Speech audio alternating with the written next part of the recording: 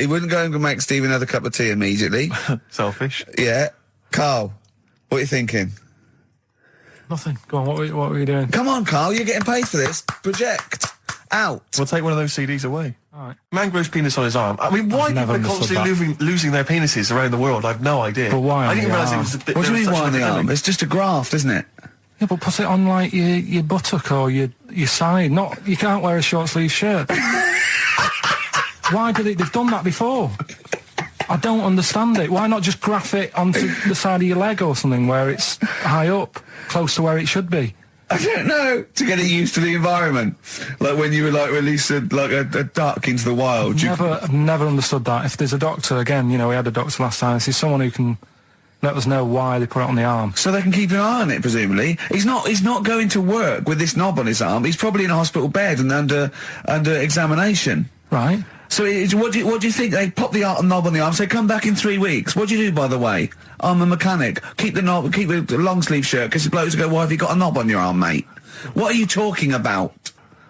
He doesn't go back to normal as a teacher. Sir, what is it? What is it, Simpkins? You got a knob on your arm. No, don't worry about that. Do your maths. What do you think this bloke's walking around with a big knob coming out of his arm? Why on the arm? So they can keep an eye on it. So it's not... But if he's in bed, just get him to not put any undies on or whatever and just have a little sly look at how it's going. Even in hospital, if you're in a shared, like, little hospital room, people going, oh, I've had heart problems, what's your problem? He's there with his arm out. He's got his knob out! Yeah, but I don't think it counts as indecent exposure when they're grafting a knob on your arm, sticking that up the bed. Imagine if he's driving, he's just got it out the window.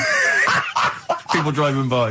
Yeah. At the end of is that bloke giving me the finger? At the end of the man grows penis on his arm story, it says, a Moscow surgeon said the man will be able to have sex in a few months. He said, women will never suspect. But what kind of a doctor talks like that? Yeah. I'll tell you, it's his cock now, seriously. The birds will never know. He'll be able to go berserk. Yeah. They'll never realise we grew it on his arm. That is unbelievable. Will he have a little scar on his arm, do you think? Yeah, I don't get it. Like I say, 83936 if there's a doctor out there. Or indeed if you've ever grown... Or a tailor. Making you a shirt. What side do you wear your cock on, sir? It's my left arm. Right. It's not true. Opens the door, jams the things, like the little catch. So the microwave works. She jams it with a screwdriver or a knife or something. Yeah. Puts the microwave on, sticks her head in, boils her brain.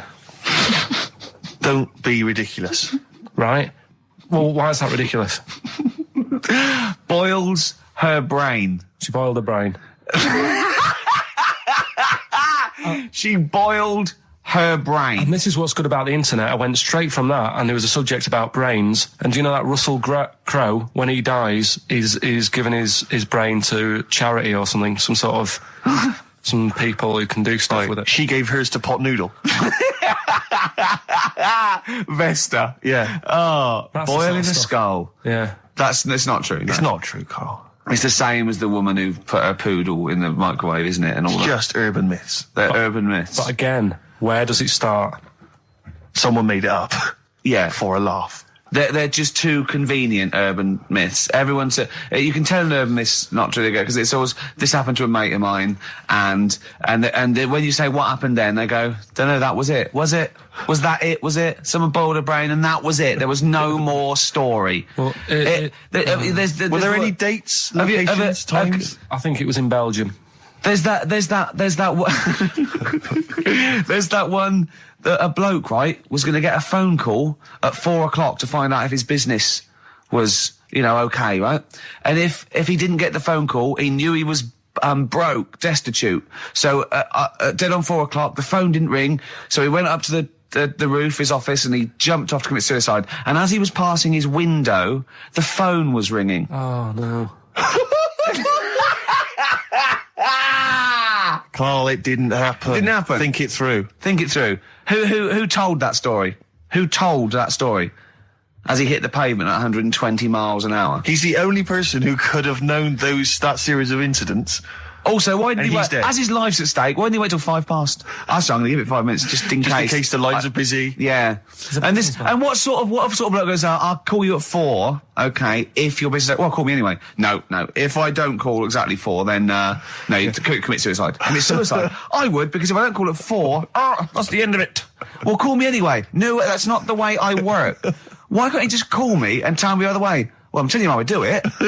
If you're bust, I don't call. Can't you just call to verify in case something goes wrong? What if it's engaged? If you want to be engaged, just commit suicide at 4, please.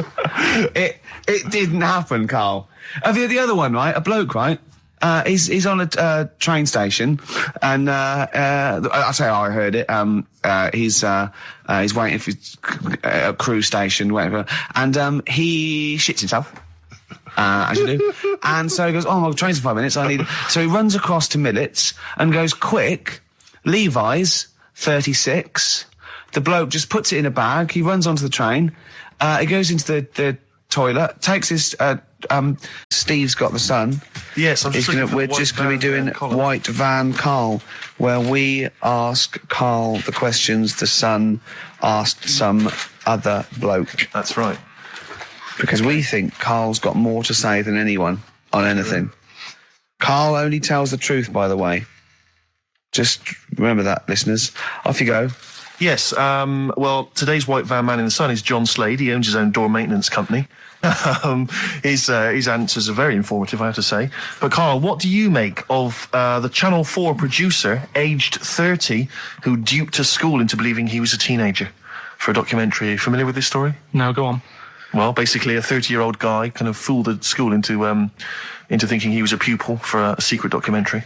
The school's outraged. Do you think that that's for you? Should anything go when it comes to making TV? I think I've said to you before. There's loads of kids at my school. I remember being in the first year, and kids who what year do schools go up to? I was in the first year. What is it? 11. 5. Oh, sorry, first year of infants and juniors. No, secondary school. 11. Right, year 11. Kids have beards and stuff. No, not year 11. They're 11 when they first go to secondary school. Right, well, I'm 11. The kids at the older end. Well, there's a fifth form, and then there's leave when leave when you're 16, I think, can't you now? Right, well, kids who were 16 looked old. They did have beards. I remember going there and thinking some of them were teachers. I think he's answered that. Next one. What's the next one? Tattoos and everything. I think they're kids in the earlier years even. What do you make of the fact that Mariah Carey's £38 million payoff has cost EMI staff their jobs, and we're talking 1,800 EMI staff who have lost their jobs? What do you think of that? Yeah, I mean, is that silly money, Mariah Carey, on 38 million? She doesn't need that much. She doesn't need that much. She has to dress nice, though. It's not her fault. I'd say it's bad business. Okay. Because EMI, did you say? Yes. Right. They've got rid of them staff. Yeah. Mariah Carey's left. Who's going to do the work? do you think Mariah should come back and do some temping? Well, they should have got a loan and paid her.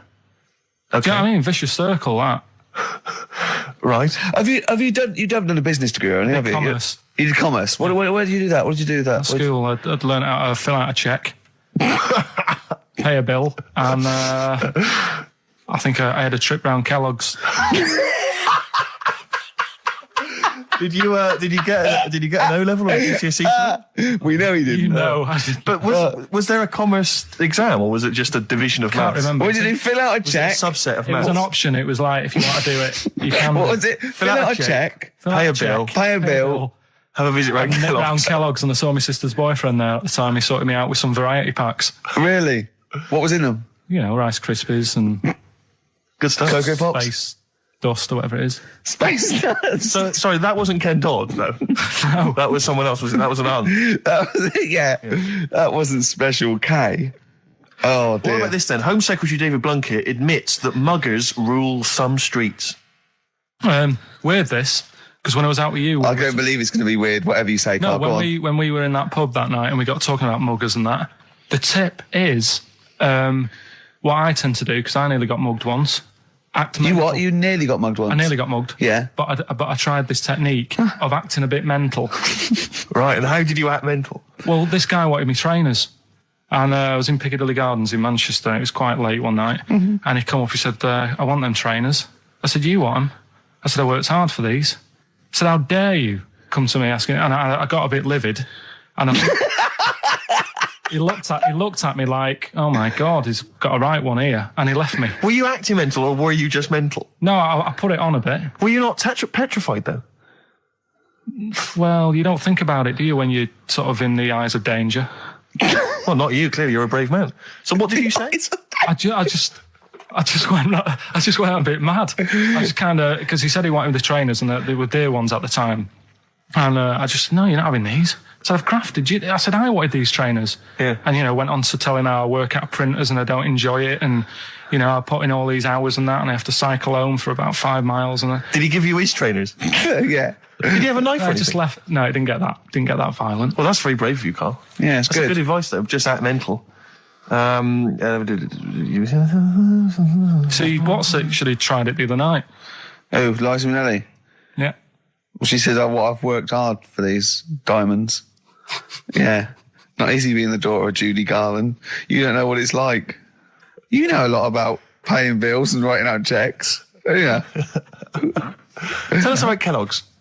What was it like? What was in the factory? Was it just like squashing bits of corn? Pretty boring, really. Just loads of conveyor belts, boxes of cornflakes everywhere. Just what you imagine. Yeah. So is it more, this is where you might be working?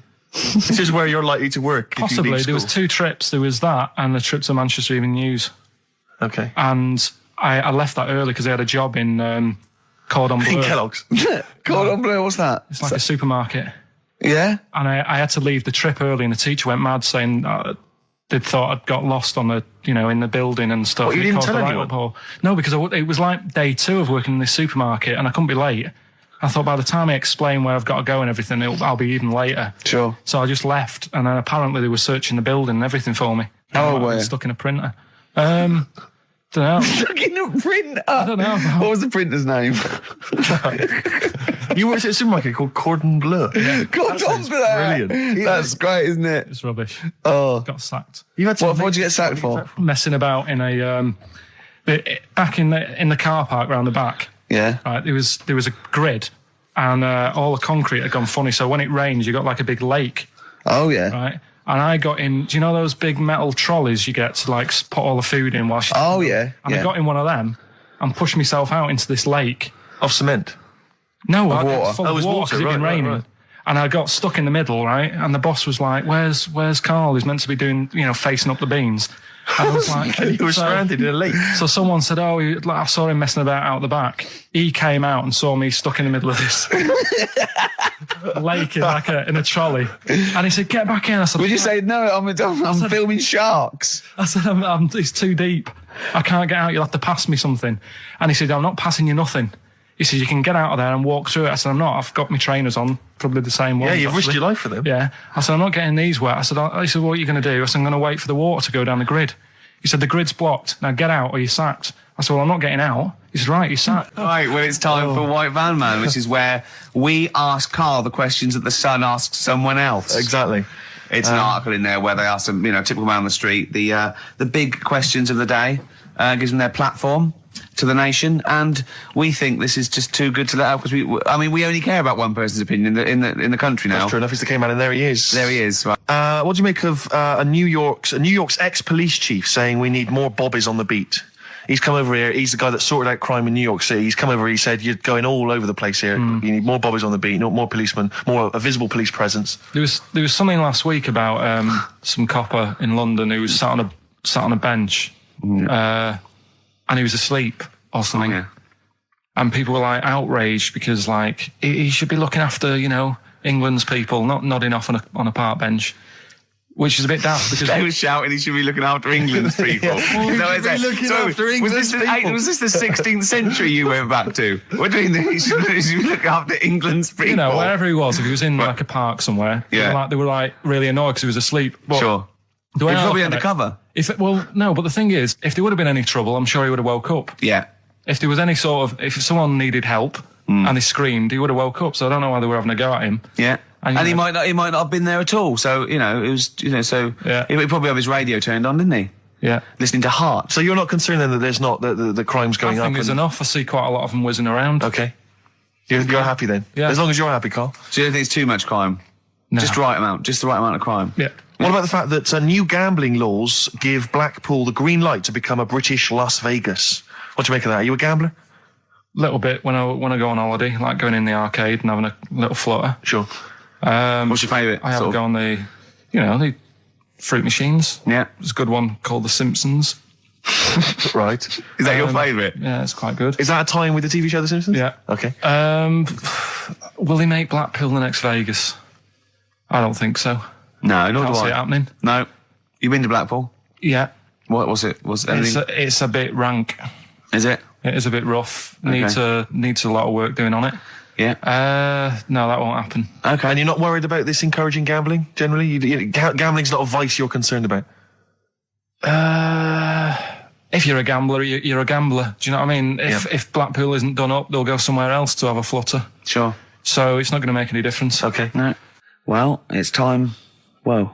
Go on. That time, isn't it? Yeah. Play the jingle. I'm really glad. Stroke, he, she. Yeah. I'm really glad that the pop idols, Cliff Richard, Westlife, made it to number 1. Bo Selector. Bo Selector. Cheers. Sweet. Feeder. Just the way I'm feeling. XFM 104.9. I love that. Carl, you're panicking. You've just remembered a song from your childhood, and I don't know what you're talking about. But I'm going to give out a number. Please take this number down if you can help, Carl. It's 08700 800 1234. Right. I'm not that bothered. We were talking about a track from the 60s. Yeah. Mighty Quinn. Yeah. And it was on the same compilation. My dad had a tape in the car, and the tape was always on in the stereo thing in the car. And I used to sort of sit through all this stuff I didn't like, but knowing that coming up soon was a song about a monster with purple eyes. It wasn't Puff the Magic Dragon. It wasn't that. A monster. There must be something else about it that give people Do you remember a chorus or a few lines? It says something like, it was a one-eyed, it had big eyes, purple, and it eats people or something. The Big-Eyed Purple Eater. Wasn't there a song called something like that? The Big-Eyed Purple... And it was a hit, I'm was it? sure there was. A song which is something like the Intergalactic Purple Eater or something like that. It's a novelty song. Rubbish. What, by the Bonzo Dog? Yeah, it's that sort of thing, yeah. I'm sure Well, if you know what, Carl... Look, the telephones have gone mad! Yeah, well, we'll find out in a bit. I mean, I'm not that bothered. I'm not going to buy it. It's just that we were talking about songs and that. It'll be good to know who it was, but... Yeah. Right, Rockbusters. Okay, now how long... Where did you get Answer the... the phone. What, do you want to just answer Well, that? that's the phone, so just answer the yeah, phone. see what it is. Just see someone's... Hello? Hello, mate. All right. Yeah, that song, I don't know if it's by, or is that what you want? That's the bit I wanted, really. What's the name of the song? Well, you know how it goes, it's like, born nights on and dawn the Yeah. Oh, yeah. Sorry, I don't think you've helped much, though. You can't remember what it's called or who it's by. Well, no, I mean, I know the tune, but that's about it. But he's it done seems well. to me- Steve, yeah, but- he's done well. He's given up his spare time to call in and sing us a song. Don't diss him. Rick, I'm concerned he's just only marginally remembering it more than Carl It is. was actually in, I think it was in the Blob, no, it was in something like the Blob, actually. I think Steve McQueen was driving away and it was running in a sequence. This is so very familiar. Thanks very much, mate. See if we can get a title off someone. And XFM. Hello, yeah, I know the name of that tune. Go on. It's the Purple-Eyed People Eater? Yeah, that sounds about right. And who is it by? Yeah, well, I'm just at work and, Who is it by? it came to my mind. Do you know who it's by? I don't know who it's by, mate, sorry. This is not enough information. I wouldn't phone in We if I didn't had half ask the them, information. but we asked them just what the tune was. But I want someone like Paul Gambaccini to call in. He knows what chart Well, position it got to. right. Thanks I very don't much. think this is enough information. That's two people. The thing We barely is, got if any you know the information title, from. we can put it in the internet, can't we, and find out who did it. Yeah. That's full of Brilliant. information. Well, thank you very much for Yeah, no, calling that's in. I don't know why they bothered, frankly. Right, listen, Sorry, Rick, no, I mean, I just think if you're going to bother to call in a radio station, You're have the facts. You're Have so all the facts you have. He hasn't got the facts, and he runs the radio station. He doesn't run it. They keep him here like a mascot. He's like a pet, isn't he? They have him running around the office. God. Now listen, it's Rockbusters. I've got the prizes here. Rick, I'll be honest with you. I mean, we've given away some shoddy stuff in the past. This But is it's the worst absolute collection. tat, is it? This is really scraping the bottom of the barrel, Carl. I mean, Hold on, the how phones many are going more of mad. these can we give away? If you're still phoning, hang up because we're not going to bother anymore. We're really sorry about that. Maybe email us or something. Lonesome Day by Bruce Springsteen from his new album The Rising on XFM 104.9, Ricky Gervais, Steve Merchant, Karl Pilkington. Woman just phoned in and said to Karl, stick up for yourself.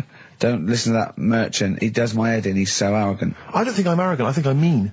Yeah. I just think I'm sort of objectionable. I don't think it's arrogance. I think it's sort of nastiness. Yeah. I'm just not a very nice person. But believe me, I'm not arrogant. I think I'm pathetic. We've had a lot of emails saying, could you bring back White Van Karl? Oh, yeah. Which is that section of the show where we ask the questions that the Sun asks Someone various else. random punters Yeah. of Karl. But sadly, recently, they've got very politicised and very kind of, basically a little bit depressing. So there's not really anything appropriate. Supergrass, Seen the Light, XFM 104.9. We're a little bit worried. We might have a technical hitch here. We've had no emails, and usually we get loads and loads. So we're worried it's us. Can someone send an email? Well... Yeah, just a test email. Yeah, but we won't know if they have or not. They might just be ignoring us. No one might be listening, Steve, so this isn't proof. I guarantee there's at least one person who would send an email. Maybe if Dickie Anderson's listening, he could do it for us. Anders! Do us a favour for all the pleasure we've given you over the last few years. Ricky.gervais@xfm.co.uk. If you haven't heard the Rockbusters, might as well give them out. Well, let's check the emails working before we do Yeah, that. otherwise it's a complete... This whole show has been a sham and a farce and a waste of time. Well, I think they can take that as read. Well, listen, still to come, right?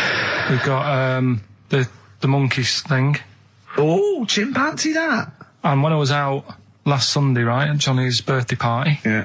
Steve was there. Yeah. Got talking about stuff. And a debate that we didn't really finish cropped up. It blew your mind, didn't it?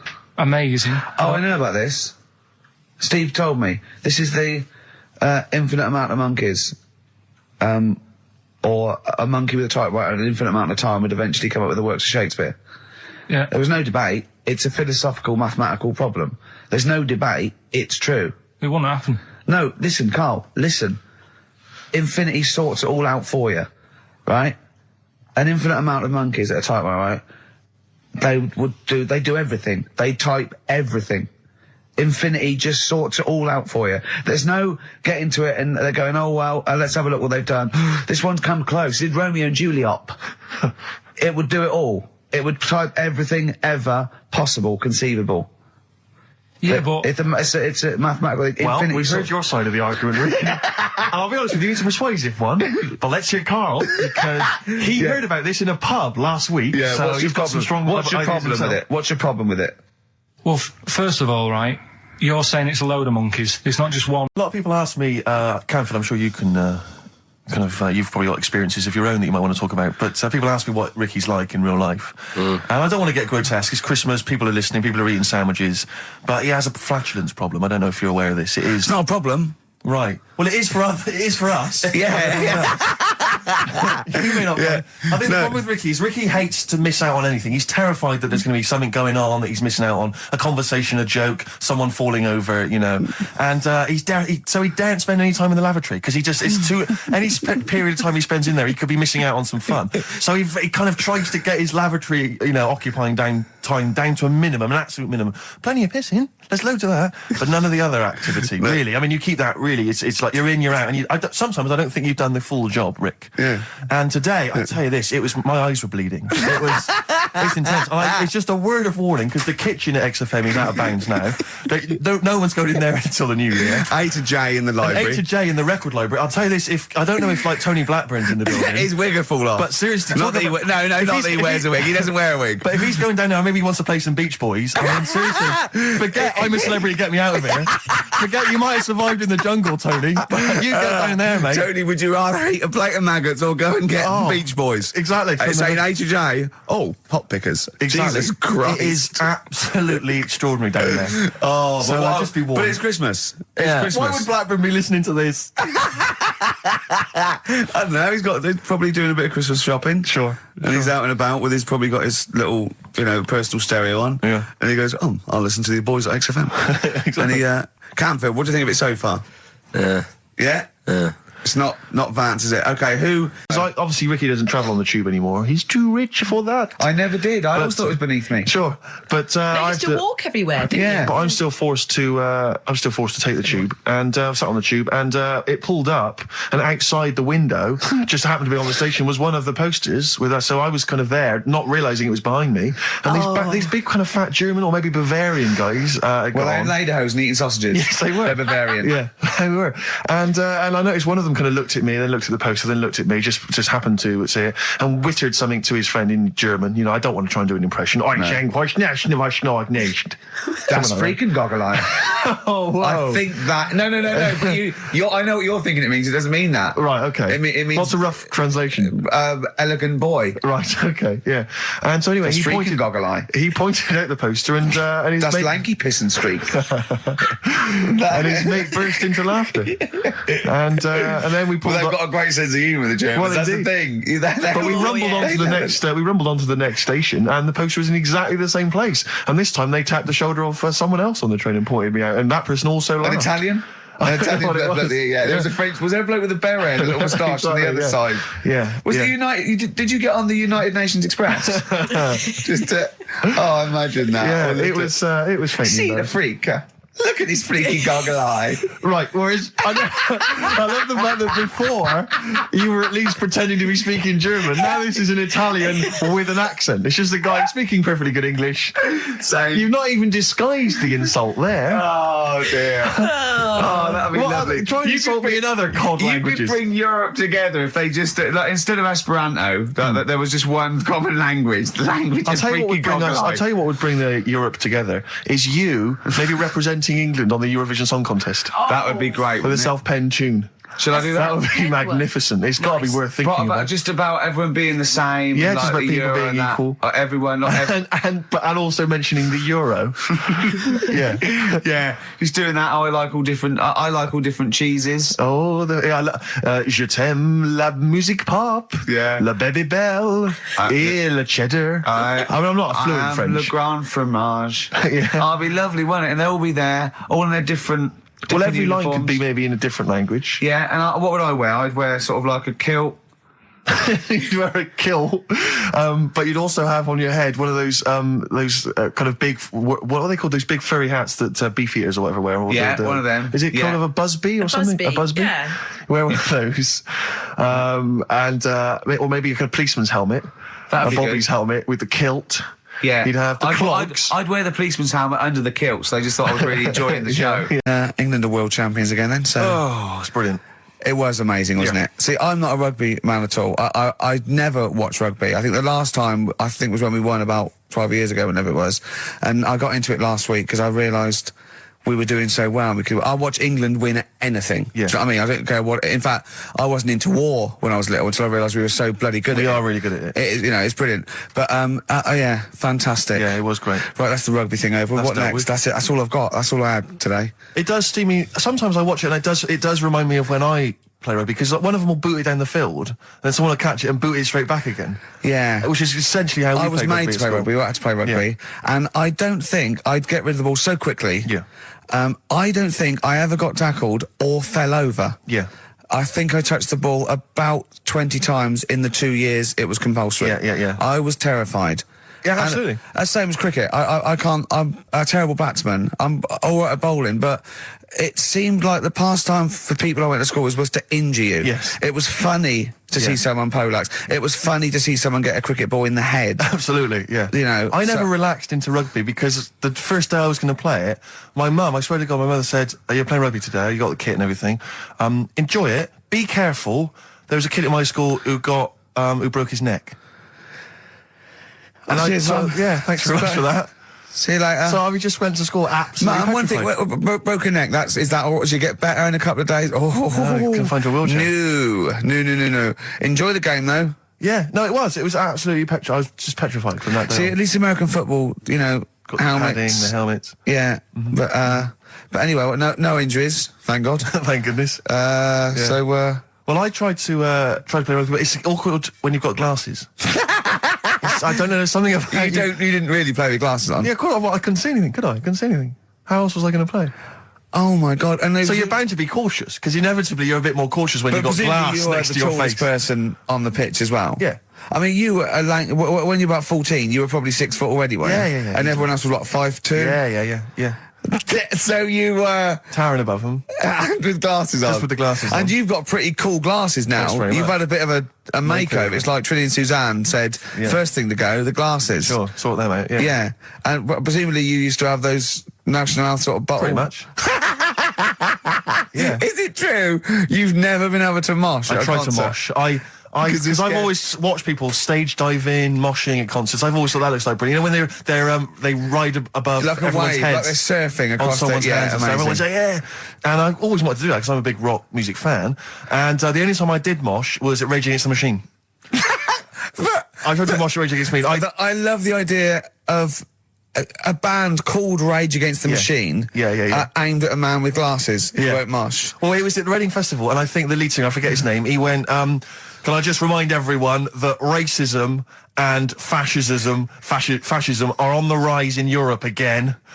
Let's not let it happen. What did you do? And we all cheered, obviously. I mean, if there's one thing that guarantees a cheer at Reading Festival, it's down with fascism. And what did they do about it after the concert? Pretty much went back and went home and took had a some cup of drugs, tea. probably. I don't know what they got up to. Sure. I They didn't go to Europe then and try and stop. I don't think they got involved politically in Europe. I think they just continued to rage. Against the Machine. Yeah, mainly. but largely in America, I think. Sure. But I tried to mosh, and I got moshing, and glasses flew off. And I remember, because they were playing away, you know, you do what you tell me. And I was just going, careful! I've dropped my glasses. Can we be careful? Loads of kids in hooded tops. Yeah, exactly. Just going mental. Yeah, and they're all jumping up. So I was going, can we just calm down for a second? Let's So I not got be them. silly. Yeah. Yeah. It was absurd. And I had to kind of, scrabble around on the floor, and thankfully they were okay and they didn't get broken. So what couldn't you do then? What do you mean, what couldn't I do? What at school? Can you not see without glasses? No. I mean, it's like that you couldn't do anything. It's a blur. Really? It's a blur, definitely. God. Yeah, it's like being kind of punch drunk or whatever. So yeah, you can't play sports when when you've got glasses. But why not contact lenses? Because they're not strong enough. No, they seemed a bit fiddly.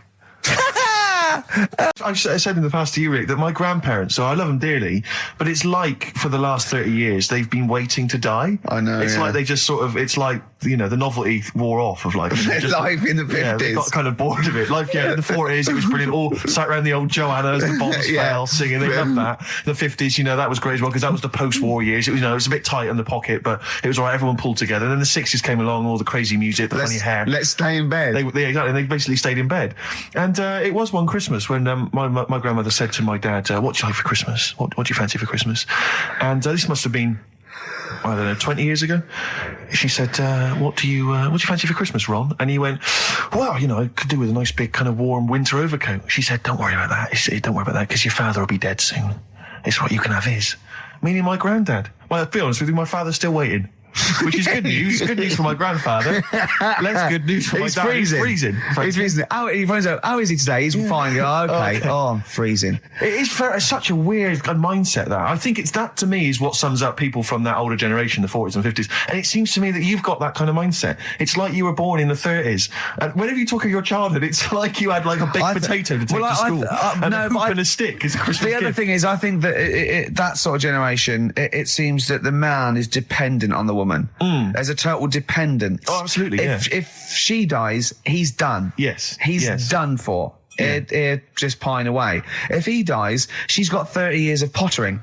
Absolutely, yeah. Do you know what I mean? Yeah, And going to the youth club and the Yeah, I know church. what you mean, yeah. It's sort of like that. It's sad. Of course, it's sad for them, but it's not the end of their life. No, sure. And it sort of is the other way around. I don't know why that is. Yeah. It's terrible. That's a little melancholy thought for I this know. I've Christmas really time. brought it. You brought it down. You've brought it down. I've brought it. This isn't a nice show at all. This is terrible. Well, I We're didn't gonna have really people wanna make just it- killing themselves. What? Tell you what, Steve. Go on. I did find out in the week. Yeah. World record, right? Person with the longest trump, With the longest what? wind, fart, Right. right? 2 minutes 42 is the world record, Okay. right? Well, I'm immediately thinking about a relative of yours who I'm sure did longer than Who that. still lives in Manchester. Auntie Nora. Now, Auntie Nora did it for how long? 5 Reportedly, minutes, wasn't it? Starfighter for 5 minutes. But unfortunately, she was the only person in the room. Whereas I think, which one's alive, Ross or Norris McWhirter? I don't know, actually. He has to be there. Yeah, I think he actually has to He'd have to be there. Would you want to be there? Well, he'd have sort of equipment, looking at his watch, going, finish, you go, yeah, he goes, well, that was 4 minutes. Did she go from like a size 10 to a size 6? Did She show some old dresses? like a hovercraft. Exactly. In a big dress. Yeah, Just slightly off. Yeah. So, it has to be invigilated. But again, you know, how was the Guinness Book of World Records one invigilated? I mean, who was supervising that? Who was He said, monitoring that? I can fart for 2 minutes. They went, well, we've got to see this. Went round. And, he just probably let it rip. It's probably circular breathing. He's probably sort of sucking in air and swallowing it as he's going. And it's a continuous one, isn't it? The reason I did this. Yeah. Of course. Oh, I can't. Oh, I'm sickened. I'm sickened because everybody knows that Gervais, and yet he's come out and he's spouted rubbish. Oh, I'm just. Oh. He thinks it's a good show. Oh. God, I'm disappointed. Oh, I'm so angry. He likes the show. I'm so angry because everybody thinks I'm an imbecile. Well, yeah. Well, fair enough. Yeah. No, because I was going to mention a couple, because I came up with a couple of my own TV shows. Go on, yes, I've got a few. Have you come up with your own? Yeah. Have you talked about this in the past? Well, yeah. Oh, yeah. You know, like when they have a cliche in the title, and that's the. Like the best one we came up with. Like a touch of frost, and it's his name. I know. I love it. Yeah. But my favourite. This is one I came up with. Right. It was called Lady of the Night. Right, but that's night spelled K-N-I-G-H-T, right? Yeah. And what is clever about it is, what it is there's a knight, right, a knight of the realm, okay, but it's set about sort of 1870 or something, sort of Sherlock Holmes era, that sort of thing. And he's a knight of the realm, you know, was it Sir Johnson or whatever? And he's a knight, whatever. But he doubles up as a private investigator, right? Yeah. And he's got working for him a prostitute, right, who's also a private investigator. Yeah. And it's called Lady of the Night, you see, and it's double meaning because she's a lady of the night, and she's a lady of the night. It's a night. It's fantastic. Brilliant. And they go around, but seriously, they go around investigating like crimes, sort of Whitechapel and stuff, and it's brilliant because you know, obviously she's a prostitute, whatever, and he's a knight, and there's a bit of sexual tension, Gervais obviously, and obviously got all the Victorian elements and everything, and obviously they can't associate with one another openly in the streets because that would be, you know, he's obviously got to maintain a certain reputation. Yeah. So it's Lady of the Night, and there's all the intrigue and tension. What do you think about that? You thought this through? I thought that through. That is fantastic, using all your technical knowledge and your film study and your... Yeah. I came up with one, starring naughty Samantha Janus as a nun with Diana Rigg as a Mother Superior, and it's called None the Wiser. That's beautiful. And they're naughty. And the great. And the None sequel, the she gets pregnant and she has to go and work in the kitchen, right? And that's called Nun in the Oven. I was going to say. Yeah. Of course it is. Yeah. Of course it is. Oh, that's beautiful, Gervais. Remember Ray Cooney, that thing in the 80s when all those... had those farces on, and basically what he did was substitute the word life for wife. He had run for your wife, right? And wife begins at 40. Beautiful. Doesn't make any sense, does it, grammatically? No. I just thought of one like, I said to Claire a few weeks ago that it would be like a stage play and there'd be loads of people jumping in and out, like of hospital beds. But in one of the beds, one of the wives, she just wanted to die because they had no quality. And it's whose wife is it anyway? That'd be good, wouldn't it? That's nice. Yeah, Brian Rick. Oh, that'd be beautiful. I love that. Touch of frost. It's so clever. And the other one is loads of lawyers with their wives jumping in and out of bed with just underpants on, taking drugs, and it's this wife. That's beautiful. Yeah, that's great. That's a nice touch. So let's have some competitions then. But you know, I've got a whole game show as well, which I could mention. Go on. Do you want me to mention it? Well, should we play? Right. Have you done a business degree or anything? Commerce. You did commerce. Where did you do that? What did you do with that? At school, I'd learned how to fill out a cheque, pay a bill, and I think I had a trip round Kellogg's. Did you get an O level or a GCSE? We know he didn't. You know, but was there a commerce exam or was it just a division of maths? Remember. What did he fill out a check? A subset of It maths. was an option. It was like if you want to do it, you can. What was it? Fill out a check. Pay a bill. Pay a bill. Have a visit round Kellogg's. Round Kellogg's, and I saw my sister's boyfriend there at the time. He sorted me out with some variety packs. Really? What was in them? You know, Rice Krispies and good stuff. Cocoa Pops. Space Dust or whatever it is. Space Dust. So, sorry, that wasn't Ken Dodd, no. No. That was someone else, was it? That was an aunt. Yeah. That wasn't Special K. Oh, dear. What about this then? Home Secretary David Blunkett admits that muggers rule some streets. Weird this, because when I was out with you... I don't believe it's going to be weird, whatever you say, Karl. No, when we were in that pub that night and we got talking about muggers and that, the tip is... what I tend to do, because I nearly got mugged once. Act You mental. what? You nearly got mugged once. I nearly got mugged. Yeah. But I tried this technique of acting a bit mental. Right, and how did you act mental? Well, this guy wanted me trainers. And I was in Piccadilly Gardens in Manchester. It was quite late one night. And he come up, he said, I want them trainers. I said, you want them? I said, I worked hard for these. He said, how dare you come to me asking? And I got a bit livid.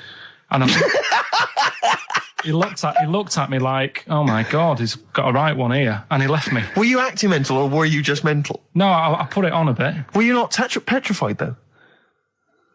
Well, you don't think about it, do you, when you're sort of in the eyes of danger? Well, not you. Clearly, you're a brave man. So, what did you say? I just went a bit mad. I just kind of, because he said he wanted the trainers and they were dear ones at the time. And I just, no, you're not having these. So I've crafted you. I said, I wanted these trainers. Yeah. And, went on to tell him how I work at printers and I don't enjoy it. And, I put in all these hours and that and I have to cycle home for about 5 miles. And Did he give you his trainers? Yeah. Did you have a knife or I anything? just left. No, it didn't get that violent. Well, that's very brave of you, Carl. Yeah, it's That's good. good advice, though. Just act mental. See, Watts actually tried it the other night. Oh, Liza Minnelli. Yeah. Well, she says, I've worked hard for these diamonds. Yeah. Not easy being the daughter of Judy Garland. You don't know what it's like. You know a lot about paying bills and writing out checks. Yeah. Tell us about Kellogg's. What was it like? What was in the factory? Was it just like squashing bits of corn? And Pretty boring, really. Just loads of conveyor belts, Yeah. boxes of cornflakes everywhere. Just what you imagine. yeah. I So don't is know it what more, I want to this is learn where from you it. might be working? This is where you're likely to work if you Possibly. leave There was school. 2 trips. There was that and the trip to Manchester Evening News. Okay. And I left that early because I had a job in Cordon Bleu. In Kellogg's. Cordon Bleu, what's that? It's like a supermarket. Yeah? And I had to leave the trip early and the teacher went mad saying they'd thought I'd got lost on the, in the building and stuff. What, you It didn't caused tell a right anyone? uproar. No, because it was like day 2 of working in this supermarket and I couldn't be late. I thought by the time I explain where I've got to go and everything, I'll be even later. Sure. So I just left, and then apparently they were searching the building and everything for me. Oh, I were was you? stuck in a printer. Don't know. Fucking a printer. I don't know. What was the printer's name? You worked at a supermarket called Cordon Bleu. Cordon Bleu. Brilliant. That's great, isn't it? It's rubbish. Oh. Got sacked. You had What did you get sacked for? Messing about in a back in the car park round the back. Yeah. Right, there was a grid, and all the concrete had gone funny. So when it rains, you got like a big lake, Oh, yeah. right? And I got in. Do you know those big metal trolleys you get to like put all the food in whilst? Oh, yeah. And yeah. I got in one of them and pushed myself out into this lake. Of cement. No, Of it was water. full Oh, it of was water water, 'cause it'd been right, raining. right. And I got stuck in the middle, right? And the boss was like, where's Karl? He's meant to be doing, facing up the beans. And I was like, And you were so- stranded in a lake. So someone said, I saw him messing about out the back. He came out and saw me stuck in the middle of this lake in a trolley. And he said, get back in. I said, Would you say, no, I'm filming sharks? I said, it's too deep. I can't get out. You'll have to pass me something. And he said, I'm not passing you nothing. He said, you can get out of there and walk through it. I said, I'm not. I've got my trainers on, probably the same ones. Yeah, you've risked actually. your life for them. Yeah. I said, I'm not getting these wet. I said, he said, what are you going to do? I said, I'm going to wait for the water to go down the grid. He said, the grid's blocked. Now get out or you're sacked. I said, well, I'm not getting out. He said, right. We'll do Cheeky Freak of the Week. Do you want to... Oh, definitely. Should we do Cheeky Freak of the Week? Cheeky Freak of the I Week? can't wait. I'll always do these. I'd start off with these. All right, well, let's have the jingle for Cheeky Freak of the Week. Oh, no. Do you remember it? No. I remember it. Oh. Cheeky Freak of the Week. Brilliant. Something like that? I want some more, though, because that was slightly half high. Oh, Cheeky Freak of the Week. Excellent. Right. This, we're going back again. Yeah, 17th century? Well, it was 1829, right? Oh. I'm impressed. Now, the problem is with Cheeky Freak of the Week. Not so much the week, is it, if you're going back to 1829? Well, Not even of the century. You haven't even done Cheeky Freak of the century. there's What's the problem with Cheeky Freak of the Week? just because... Other than the sort of moral implications. Yeah. Yeah. Well, last week, it was a fellow with 2 heads. Yeah. We've done Siamese twins. It's Siamese twins again. Oh, it's No, it Siamese was twins Siamese again. twins. It wasn't a fellow with 2 heads last week. It was Siamese twins. Conjoined twins, sorry. They're 2 different people. This is what I'm telling you. But this is the problem. They're going to crop up quite a lot just because they've got double a chance. All right? Oh, please don't write in and complain. He knows not what he does. You understand, don't you? Karl will actually feature one day in this section. Yeah. So, right, go on, Karl. We're going back to 1829. Yeah. All the way back there to It's a 1829. retro conjoined twin link. A couple of guys set up a business. They were called Chang and Ang. Oh, they're the first. That's why they were called Siamese twins, because they wasn't that what it was based on? Those two, Chang and Ang. Was it? The original, yeah. That's why they're called Siamese twins, because I think they were Siamese. So these are the first ones. Well, not the first ones, but they're the ones that got to fame, I think, and why people started calling them. So people started calling conjoined twins Siamese twins. I think I'm right there. Anyway. Good. Well, the sort of set up business, sort of going around the US Well, both of them. and Europe, yeah. Yeah.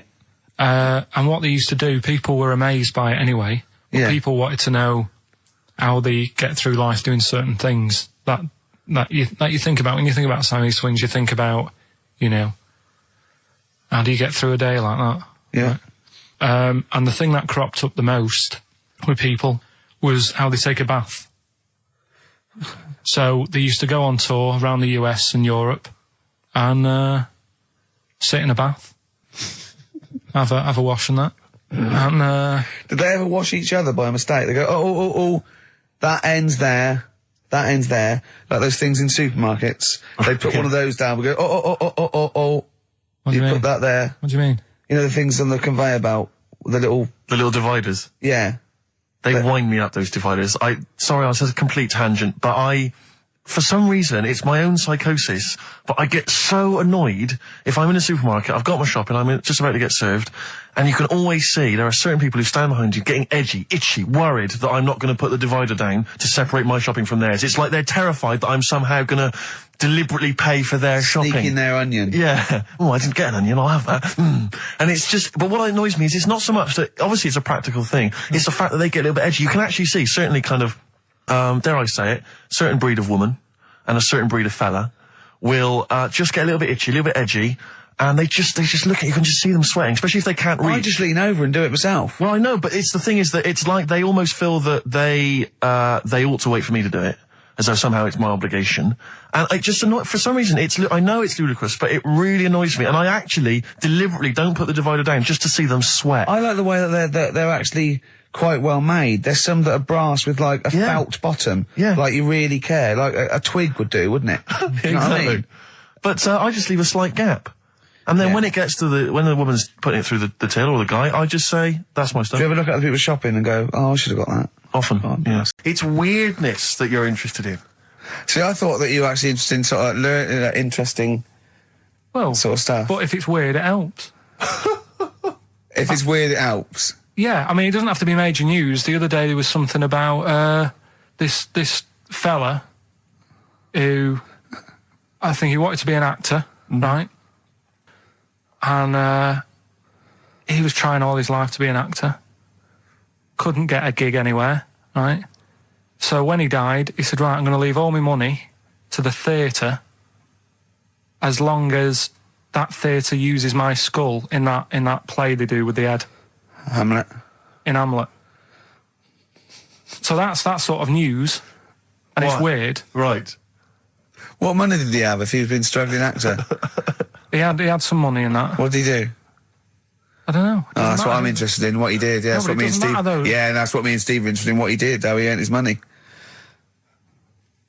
So, because you were going to educate us this week with some interesting facts. Oh, yeah, come on then. Is that it, or have you got more? Well, that's weird. But that's not educational. You didn't give me his name, you didn't give me when, you didn't give me what No, theatre. but also to take from it. Do you know what I mean? If people listening and go, well, I'm a bit like that. It's like if you've got to be dead and have your skull on stage, that isn't the job for you. That's what I'm saying. If it takes that much, give it up, do something else, right? I've had an email here from Graham, Old Kent Road. He just says, I had a dream about Karl last night. Can I sue? I've no idea what he looks like apart from the boldness, and yet he turns up in the middle of my dream. I don't need this, it's harassment. Yeah. But people are having dreams about you now, Karl. You actually, it's like you're one of something that was created by the Brothers Grimm. I had a dream. You know when people used to have anxiety dreams, they had like an exam or something, like you suddenly go to school and you realised, oh my God, you didn't have your trousers on, or I had an anxiety dream. I assume we started off in anxiety dream about The Office, about filming The Office, and we had to film in HMV, but someone hadn't cleared it, and so we had to find an R price. And I went, oh, okay, that'll do. And as I was walking there, right, I didn't have any shoes on, which is like an anxiety dream, but I looked down and I went, so what? Yeah. So I'm so lazy now, I think even anxiety dreams don't kick into me. I'm not sure that's a dream. I think that's just a memory. I wouldn't be at all surprised if you, turned up with the film in The Office. Yeah, with no shoes. We don't need shoes. When we were originally doing the pilot for the very first series, obviously Ricky's the main character, he's in it all the time. It's obviously important, this is our big chance to get something made for TV, it's going to launch our careers. And, I turn up on the Monday, he's twisted his ankle. He has to be wheeled around in a wheelchair, because he went out jogging, stepped on a tin can in the street, and fell over. Who left that there? Like a 40-year-old man with brittle bone disease, he just twisted his ankle and he was out of action. It was pathetic. Yeah, that was the pilot. Absolutely pathetic. But I still turned up, Karl. That's the sort of trooper I am. Well, yeah, but you moaned the whole week. Well, it hurt. Well, I didn't like having to go around in a wheelchair, did I? It's not pleasant, but in a weird way, it taught me all the problems. do you have anxiety dreams, Karl? Do you ever lie awake worrying about stuff? Because I have a lot going on in my head. Yeah. I don't have... What do you do, rent it out to people?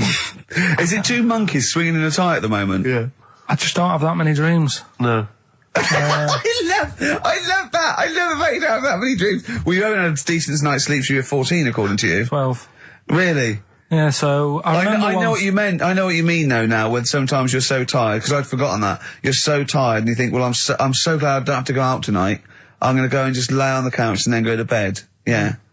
Have you had one, Steve? Have you? Anxiety dreams, I do have them periodically, yeah. It used to be a lot of, things like running to get to school in time, but, suddenly your feet are running in treacle and you can hear the school bell and you I can't haven't had get them for there, years. I just haven't had an anxiety dream for years and years and years. Don't know. I just don't care. No, you just genuinely don't care about anything. This is the problem. You've just got to a point now where nothing bothers you, really. It's like you're just too lazy and disinterested in anything. This show, your career, my career, Karl. No, I never give up on Karl. So, Karl. Can I just give you a little fact here? Someone's emailed in for you, Karl. They've sent an interesting fact for you. I think you're going to be interested in this. Don't read it on the email. Let me read it for you. I think you'll be excited. An interesting fact from Karl. That's from Toby. He says, Attila the Hun punished some fella who annoyed him by cutting off his arms and legs, you'll love this, and stitching his arms back where his legs should be, and vice versa. Look at his face. Look at the little smile that's just cracked on his lips. That is the kind of fact you've been waiting for all day, isn't it? So go on, again, so... Attila the Hun, right, some guy didn't like, he cut off his arms and his legs, and he stitched his legs on where his arms should be, and his arms where his legs should be. Look at him looking at his body, trying to picture it. Yeah. Okay, I'll let it sink in for a little while, then I'll ruin it for him. Karl, what are you thinking? I'm just picturing it. Right, he would have died. It would have been tokenistic. There's no way that person could have lived through it. So, it was just for Attila the Hun's fun. He probably put him on a stick outside his gate or something. There's no way in those days that he could have gone through complete limb amputation and... So would he have wore a jumper for pants? Steve's a bit quiet. He's got a bit of a sore throat. Oh, a bit of a sore throat. Murder. All week. It's been murder, Rick. We couldn't work all this week I've been because off sick. Steve's been in Bristol. Karl, you're not impressed? It's just... I don't understand why having a sore throat sort of... Oh, he's done you. Right, what if the sore throat was so painful it was like you've got broken glass and razor blades in your throat? You can hear now that I'm not even speaking from down in the throat, I'm speaking from the very top of it like that, so it sounds a bit weird. But you're right. What? Your hands are all right, aren't they? Yeah, but we talk when we're writing, don't we? I can barely talk. It was agony. I couldn't sleep because it was so painful. Even when I was just lying there, motionless, it was hurting. I just was surprised because we got back off holiday and called Ricky and said, all right, is Steve all right? And he said, he's had to go back home or something, and he's stayed there because he's got a sore throat. Yeah. I didn't understand why you can't, just go home. I mean, how old are you? What? I don't understand why you got to be 29. at your mum and dad's when you're feeling I a bit ill. happened to be at my mum and dad's. Now I'm talking like you. When this sore throat really kicked in, so I thought I may as well stay and get a bit of the creature comforts of home. Do you know what I pictured though when he told me? See, my parents aren't like yours, Carl. Your father would have popped down to the phone box and maybe looked to see if there were any kind of throat lozenges. Strepsils. Yeah. Whereas my mum phones at the doctor first thing she can. I'm straight down there with my dad. They're snapping into action. They're trying to sort me out. It's a bit like that Ronnie Corbett thing, isn't it? Sorry. That sorry thing. You're right, Carl. Yes, you're absolutely right. It's just like that. Oh, No, dear. it's just because You just went on holiday with your parents. Well, not with mine. No, with right. Suzanne's, and it won't be happening again. Thin Lizzy, boys are back in town on XFM 104.9.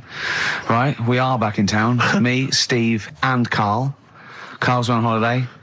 Steve's been living with his mother because he had a sore throat. I've been hobbling around still trying to Do you know what? keep things going. Do you know why I think I was ill? Stress. I genuinely think it was stress. I think I'm beginning. No, I'm analysing it. What do you think of that, Karl? But I'll tell you what it is. Look, think about it though. We live in London. We got the war, the threat of terrorist activity. That's where I live. I'm all right. Next one. We got SARS. One.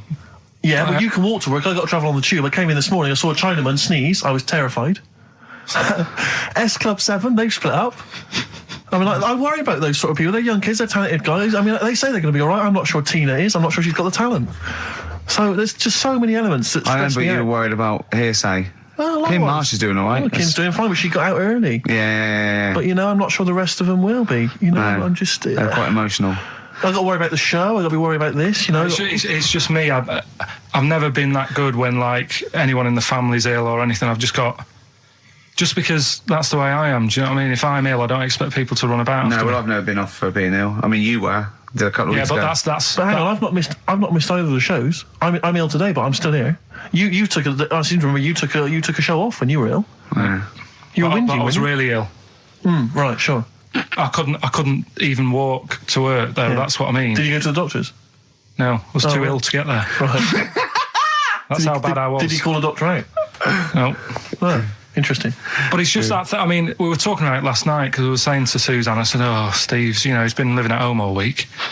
She said, "Oh, is he I love really the ill?" way he talks right behind your back as well. Thanks. And she said, "What's up with him?" Malingering geek. And she I said. said, "Oh, he's got a sore throat or something." She went sore throat. Oh. So she said, "Well, you don't know how serious it is. Don't be offhand with him tomorrow because if he's coming in and he's still not right, because she always sticks up for you." Yeah. Right.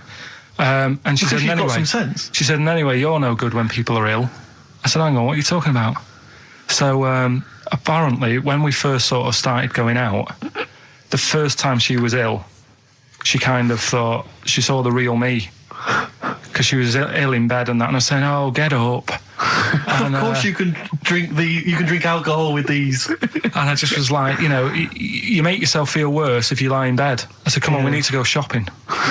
And she said, you go shopping. I said, no, I'm not, because I'm rubbish at shopping for food. Do you know what I mean? I'm all right at getting that night's food, but once it starts, like, you've got a plan. Sure, yeah, you're dropping the bananas. You don't know I what you're forget doing. all sorts of stuff.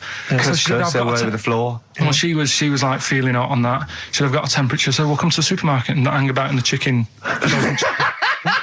Frozen chicken section, cool yourself down. Yeah, sure. And it made her worse. So now she was like, do you remember that? And I was kind of like, yeah. Who's that hot woman sitting in the chicken fillets? Yeah. That's Carl's girlfriend. She's obviously ill again. Even when I was younger, do you know when I told you that I was picked at school to give old people biscuits? Right, yes. Because you had nice hands, Because wasn't they it? had nice nails, right? Yeah. And then because I went down a storm at that, I went down a storm at that. said- Bravo! Getting back with the Garibaldi's the best I've ever had. Bravo! What do you mean you went down a storm? because I'm into biscuits, so you knew your stuff. I was talking to him about I'm them, into biscuits. right? So then Did you make sure that they finished the first layer before you dipped into the second layer? No, there's no rules like that. Just No rules. what do you want? What do you want? What do you fancy? So then, because I was good at that, we were going to like an old people's home where they're a bit iller, rather than just being old. They were like ill, Yeah. and I said no, not doing that. Not going there. Because they're old people. They don't want biscuits. Well, yeah, that's the They're thing, too yeah. sweet. So yeah. So Did you have to dunk them in tea before you fed them to them? No, it was just like Did you feed them like Did you have to feed chew? pigeons? Did you have to chew their food, then stick it down their throat with your face? Like a little bird. Yeah, yeah. little trolley, right? a lad who I didn't really get on with. He had good nails as well, so he was serving the tea. Yeah. And I just had a chat and said, "Oh, do you want a biscuit with that? Yeah. What about this one? Do you like bourbons?" Yeah. Oh, you really did the whole... So, oh, right, so you weren't just... It wasn't like their choice, you offered a selection. Well, I sort of sold them, because the thing is, there's only so many, so you've got to handle the situation well. Sure. You don't want too many in one type, so it's like, well, you've had a bourbon. Yeah. What a great life they lead. They probably only pay about 900 quid a week to stay in that particular home. Yeah. And they get a free bourbon by a kid with clean nails. Brilliant. Whoop-de-hoo. So anyway, it gets to this, you know, the Thursday night when I'm going out with Suzanne. Yeah. And her mum's like sat on the sun lounger outside, so where are we going tonight? I said, no, like I said, it's just us. We're going out having a bit of time to ourselves.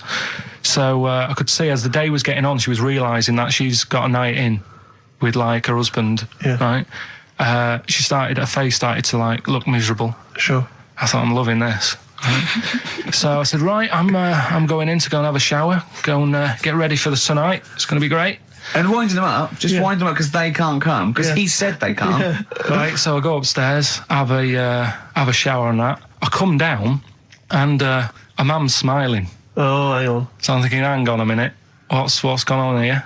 So I went to Suzanne. I said, "Why is your mum smiling? She's not coming." She said, "No, but my dad said he'll take her out now." So in a way, she was happy because she got her own way, which annoyed me. That annoyed again. you, sure, because you wanted It's to... like, What, you don't even want her husband taking her out?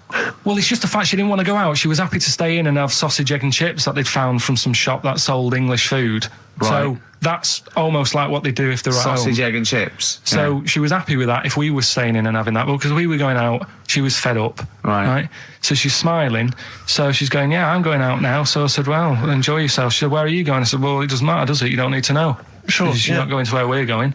Oh, you just don't want us to be in the same restaurant. So yeah, that's right. I said I want a night out on my own with Suzanne. It's our holiday as well. I don't know how you can talk to me like Amazing. this. This is not even his own parents. This is someone else's parents. These are the parents of the woman he loves.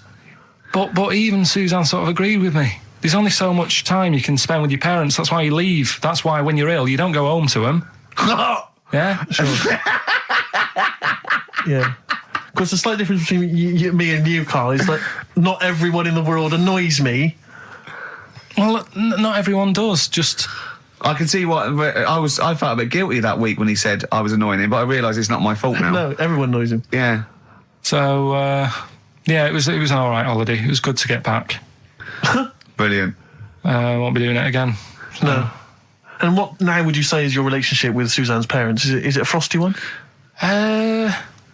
No, I just think they know that I don't like to put up with them for a long time. Yeah. I mean, when we were packing, a man was upset because, like, she really liked the place where we were staying, right? Because it was quite a big villa, because there was a few of us. There was a brother as well with us, right? Yeah. So, our mum said, oh, I love it here. She said, I'm definitely going to book this place again. I said, it's a bit big for two of you, isn't it? Just being sarky, like, we're definitely... I said, because, I won't be coming again.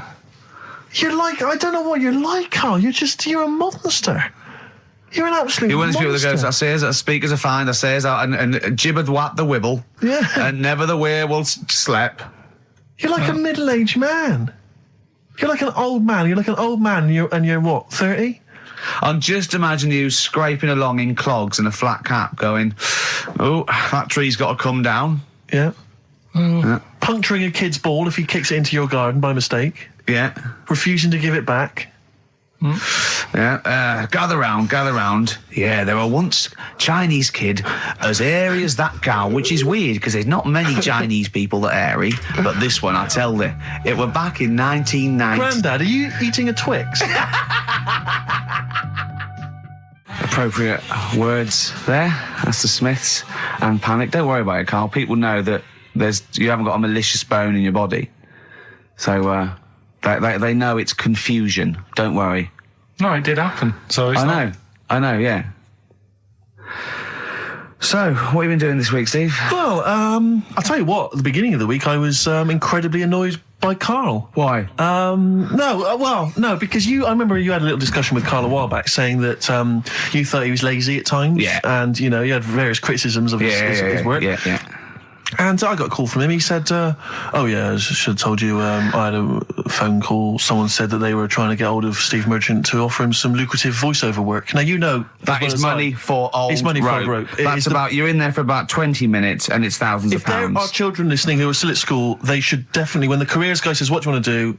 Try and get voiceover work. Just become a voiceover artist. It's money for old rope. Yeah. So I can't believe my luck, because, you know, I love money for old rope. Yeah. And I said, well, what's the information? He said, I don't know. I deleted the message.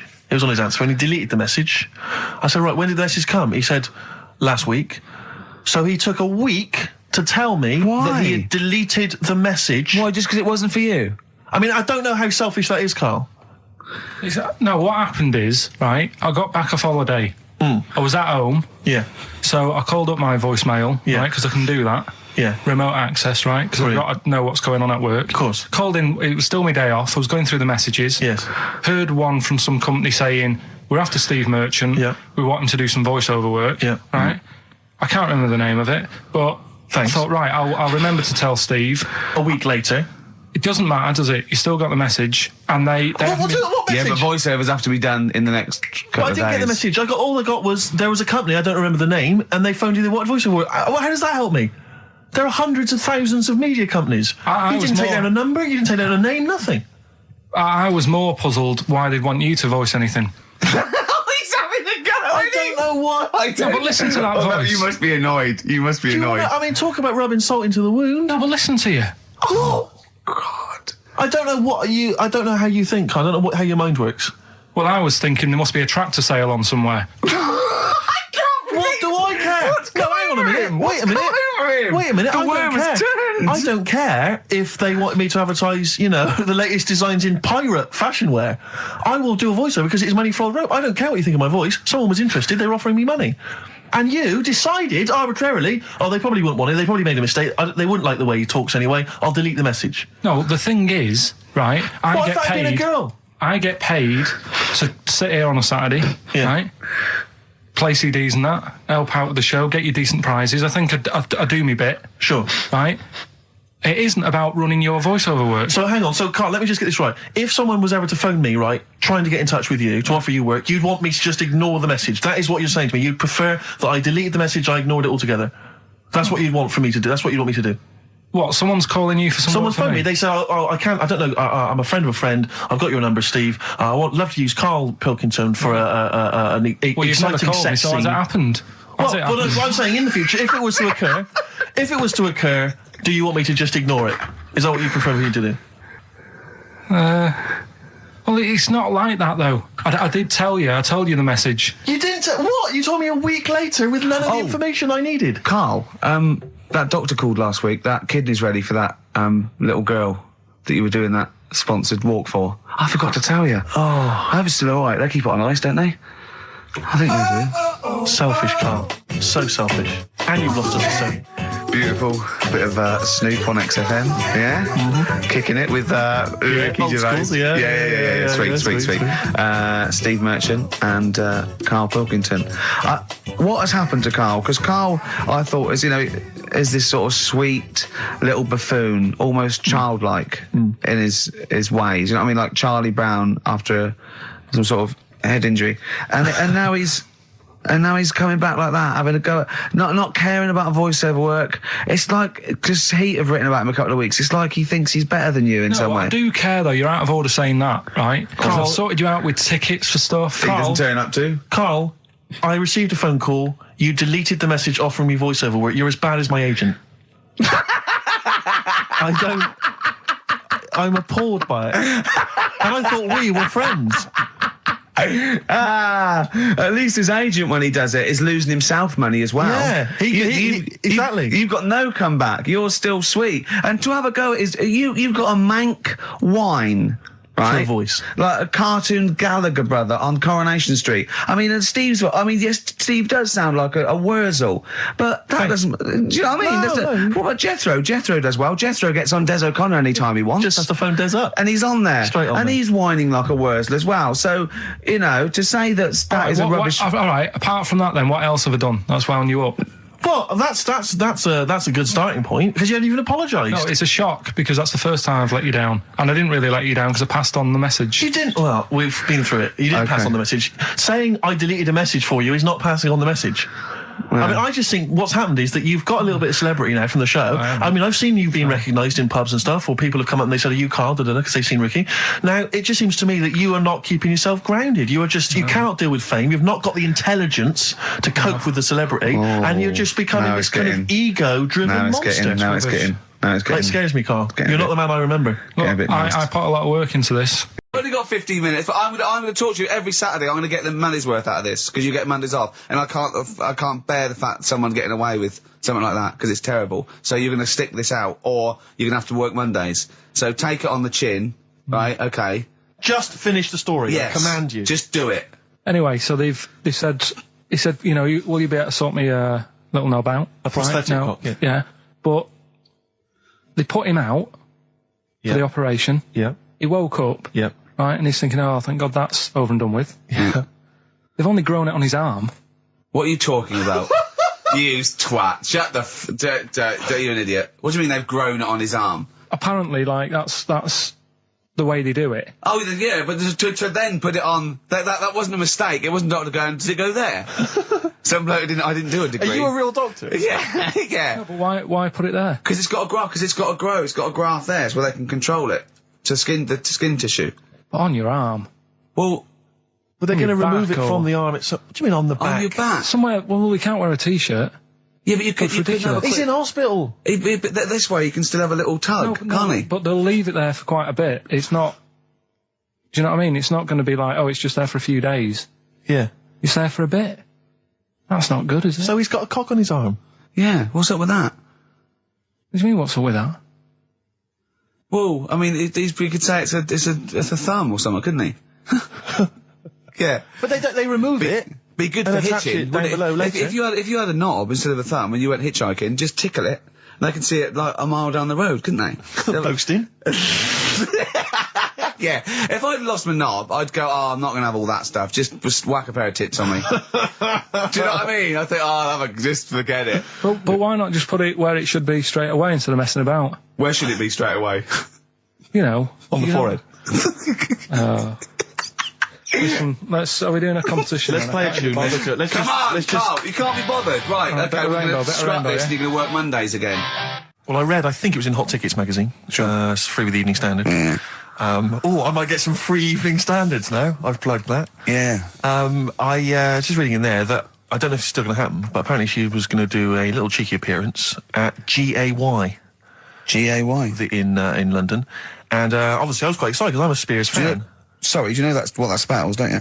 GAY? Yeah. Gay. Yeah. Yeah. Well, I think it is a gay club. Oh, sure, This is what I was ascertaining from the article. Oh, because they've said they've called it what it is. Exactly. Yeah. And it was apparently she was going to be previewing some of her new album live on stage at GA1. And that's an intimate venue. Normally you'd have to see someone like Spears, probably at Wembley Arena, something like that. I'm thinking I'm a Spears fan. You know, get up a couple of the gang together. Yeah. You know, for the lads. Exactly. Yeah. Cruise down there. Yeah. But then I read on in the article that apparently the doorman at GAY were only going to let in regulars, and the way they were going to ascertain if you were a regular was by asking a series of questions at the door. What, testing if you're really... Now, I don't know if the questions would be about the interior of GAY. Or the interior of someone else. Yeah. Or just general kind of... Like, what, do you reckon you'd have passed the... Well, that's what I was wondering. So you'd have had to pretend to be... GAY to get in to see Spears. Now Can you say gay on the radio? Yeah, I think so.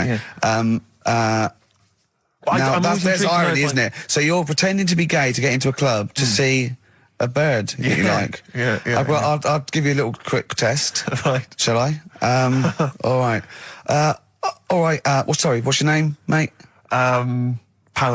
All right, Paolo. Yeah. You haven't done a lot with your hair. You just sort of let it grow out. I mean, would you be putting product on a bit later? Because I mean, you don't look very. You look sort of quite masculine, quite. Yeah, well, sort of like you didn't care, like you have no care about how you look, like you're a. Normally it would be shaved. Of course. Oh, okay. Yeah. We would say normally that looks about like 3 months growth there.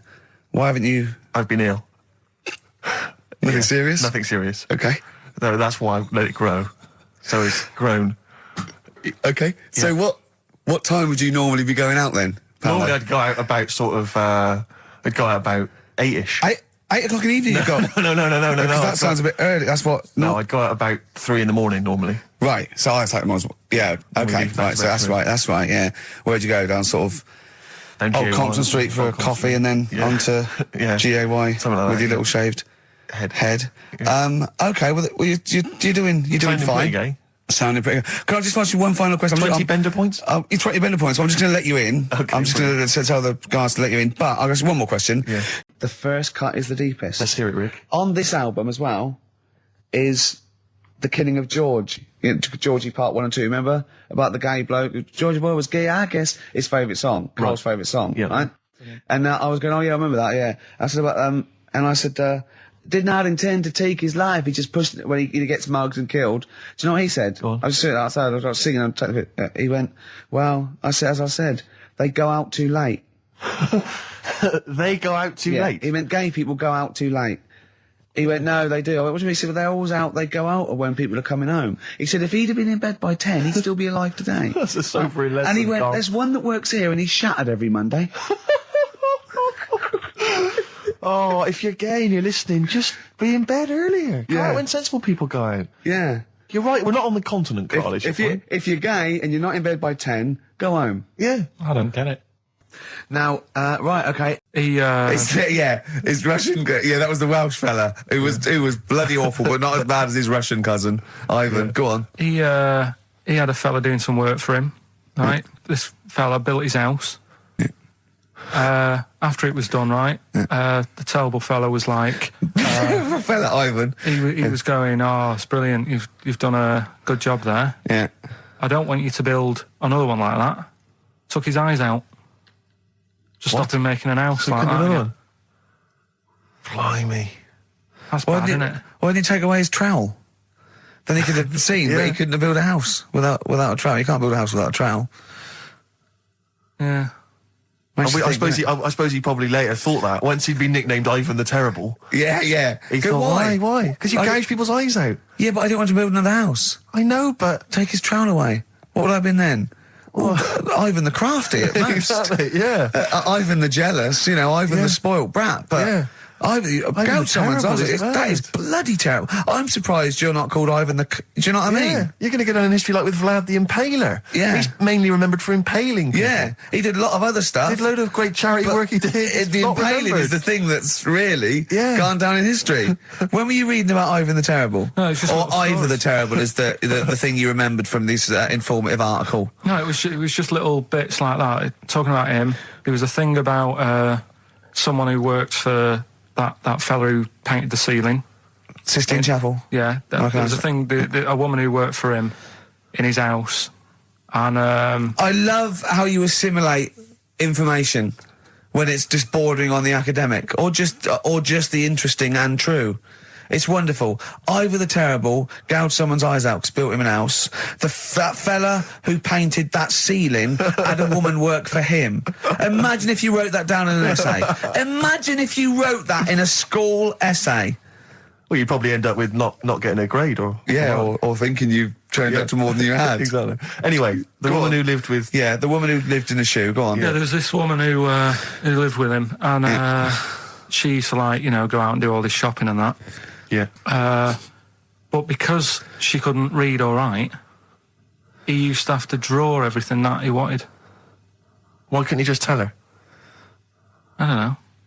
No, Well, but no, wait. That's an excellent point. Could she talk? Yeah, but if it's a big list and that, loads of different coloured paints. And why and couldn't stuff. she draw on a piece of paper? Why did he have to do it? Because he's a better drawer, isn't he? That's the point. That's it. That is. We were just looking for the logic of the story. You found You've it. done it. Play a record. So Well, there's a couple of things there that it could be another upshot, and an instinct is part of your genetics as anything else. Washing a potato. But you can't pass on acquired characteristics, so that's nonsense. If you mean that someone was taught they had a child and it knew it, there's no chemical memory as such. In That's what's some So of that the- wasn't even That's what's monkey weird. news. No, the monkey news. We've covered a lot of stuff. There was sad stuff, wasn't there? Yeah. There's some funny stuff in there. Yeah. Do monkey playing news. robbers and that. Football team. A monkey football team? Yeah, in Costa Rica. Oh, yeah. Got all the team members here, right? Right. All the different things. Little goalkeeper. Apparently he's on transfers from some other club. But the bit that got me attention is, apparently he's a holder of PhD of physics. Do you want to look at that? What, Steve? the goalkeeper? Yeah, just the goalkeeper. The others haven't done that much. The others haven't done that much.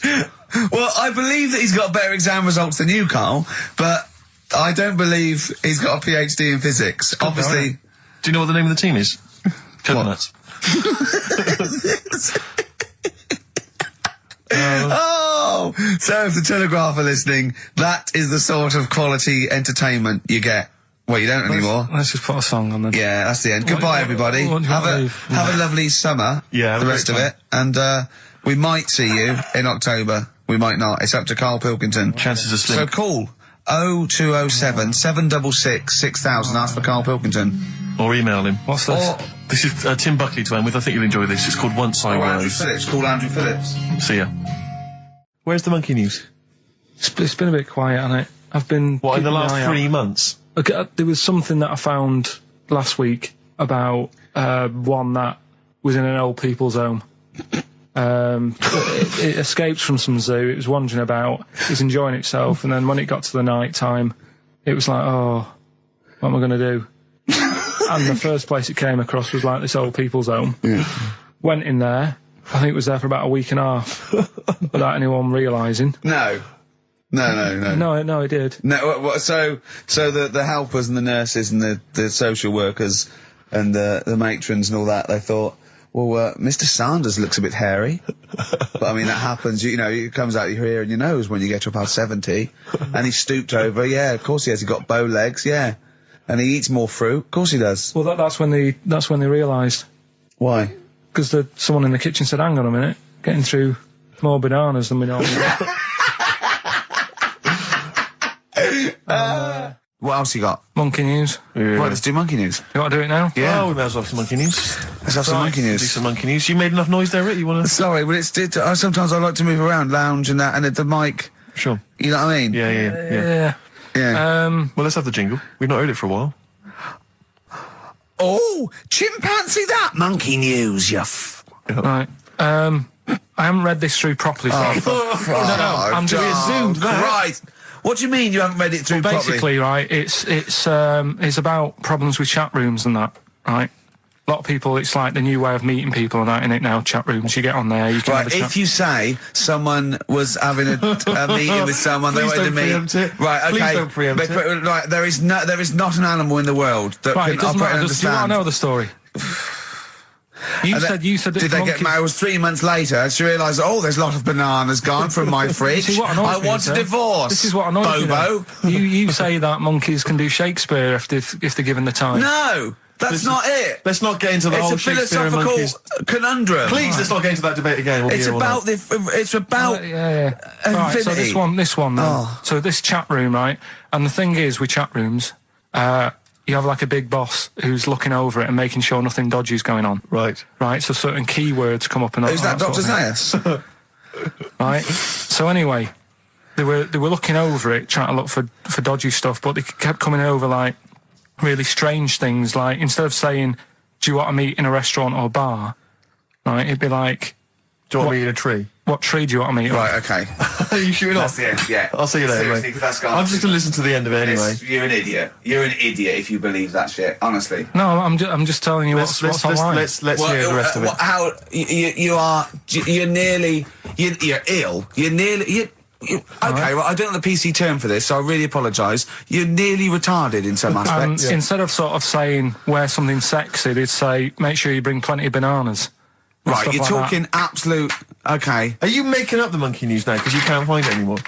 And instead of saying, should we get married, they're saying, how swollen and red is your arse? Do you wanna You have a look? stupid fool. Do you No, wanna that have was a look? me. Mark Ronson and Ooh-wee on XFM. Well, what a great show. Mm-hmm. We've had... Informative. It's been fun. Yeah, we've learnt some, haven't we? Yeah. What have we learnt? All sorts of stuff. We've learnt that Karl is an idiot. Yes. That he believes that monkeys can get on That's chat more of a sites. confirmation of It really, something we already yeah. suspected. We always suspect it, but that's I just read a little email from someone who just said that in Northern Ireland there is a town called Muff. Is there? Yeah, it's worth knowing. Yeah. What else we learned? Monkey news. No one's got anything like monkey news on radio, have they? Think of that as a boast. Yeah. No one has got anything like this gout. Yeah. You call that a boil? Look at that, and look where it is. Yeah, exactly. Brilliant. But that's how proper DJs fill up their time. They don't talk about monkeys and, and all that kind of drivel. Oh, do you think monkeys are drivel, Karl? We'll still be doing a bit of monkey news. It doesn't matter how much you have a pop at it. It's coming up in a bit. Yeah. Got some good stuff this week. I know it's been a bit dull last 2 weeks. Well, no, it's not been dull. It's been totally untrue. As ever. Bordering on the impossible. I mean, monkey dating, saying what tree are we meeting in? You believe that sort of drivel. So, I mean, oh, God. Jonathan Ross told a story about a chimpanzee once. It was about, but it was about how it escaped from the zoo and it jumped on a bus. All right. Okay. Interesting. Funny. I right? did that one. But is there possibility in that one being true? I did that one. I think you said something like he drove the bus or he was conducting it. Or I collecting think you fares. said he took it to Spain. Do you see the difference? It's that little stretch of credibility that means it's all shite. How is Jonathan Ross? All right. Is he? I wonder how long it would take before his name popped up. Have we got monkey news? Have we left monkey news behind? Monkey news, come on! What happened? You can't offend monkeys. I'll tell you what is annoying. What? Steve's told me about a film that is about a monkey going off with a woman. The Charlotte Rampling thing where she... It's a film called Max Mon Amour. Yeah, she has an affair with a monkey. Go on. Yeah. Oh, what happened? You wouldn't like it. We can't go into You it. We wouldn't need like it. monkeys. You wouldn't like it. It's not like it's weird and you wouldn't... Karl, it's not like a nature programme where he wears a bowler hat and can talk. Okay? The nature programmes that you seem to see. Yes, I'm trying to think. I haven't seen that one. No. Yeah. Come on. Do monkey news. Well, monkey news this week. Play the jingle. Oh, chimpanzee, that monkey news, you Right, it's about this monkey that was knocking about in the 1950s. Right. It was known in the sort of LA area, right? And apparently, again, I haven't really checked all this out. I've just picked up bits that look interesting. Yeah. Wore a golden mask and like a cape and a leopard skin belt and stuff, right? So people didn't know that he was a monkey. Of course they didn't know, yeah. They thought it was this bloke who's going around and he was helping out crime situations and stuff. Right, you're an idiot. So this disguise, that you see a 3'6" bloke with arms the length of his body. No, but that's the funny thing, right? They sort of thought, it's a bit odd, he's stocky, yet extremely flexible. Yeah, and hairy, because he only wore a white mask and a belt. And a distinctive jawline and stuff. And then, Right. apparently, like, he used to sort of get to his... Nothing we say gets through, does it? You've decided you can Just picture telling this you, just monkey telling going you around what's going solving on. crimes, and Just it's... telling you. Let him finish the story. Time's running out. So it sort of get to its crime by, like, swinging from the trees and Of course stuff. it would, yeah. right? Yeah. But people just thought it's a normal fella. Of course. Then what happened was... This is the bit that's going to annoy me, isn't it? He helped some fellas out, like, and for a reward, they were like, do you want some money? You've helped save our lives during a crime and stuff. Do you want some money and that? And he just went straight for the shopping bags, got a couple of bananas and apples, right? And as he was bent down, looking into the bag, getting the bananas and apples, they pulled his mask off. Little monkey. So he wasn't allowed to work for the police anymore? It ended there. Sure. Weird, isn't it?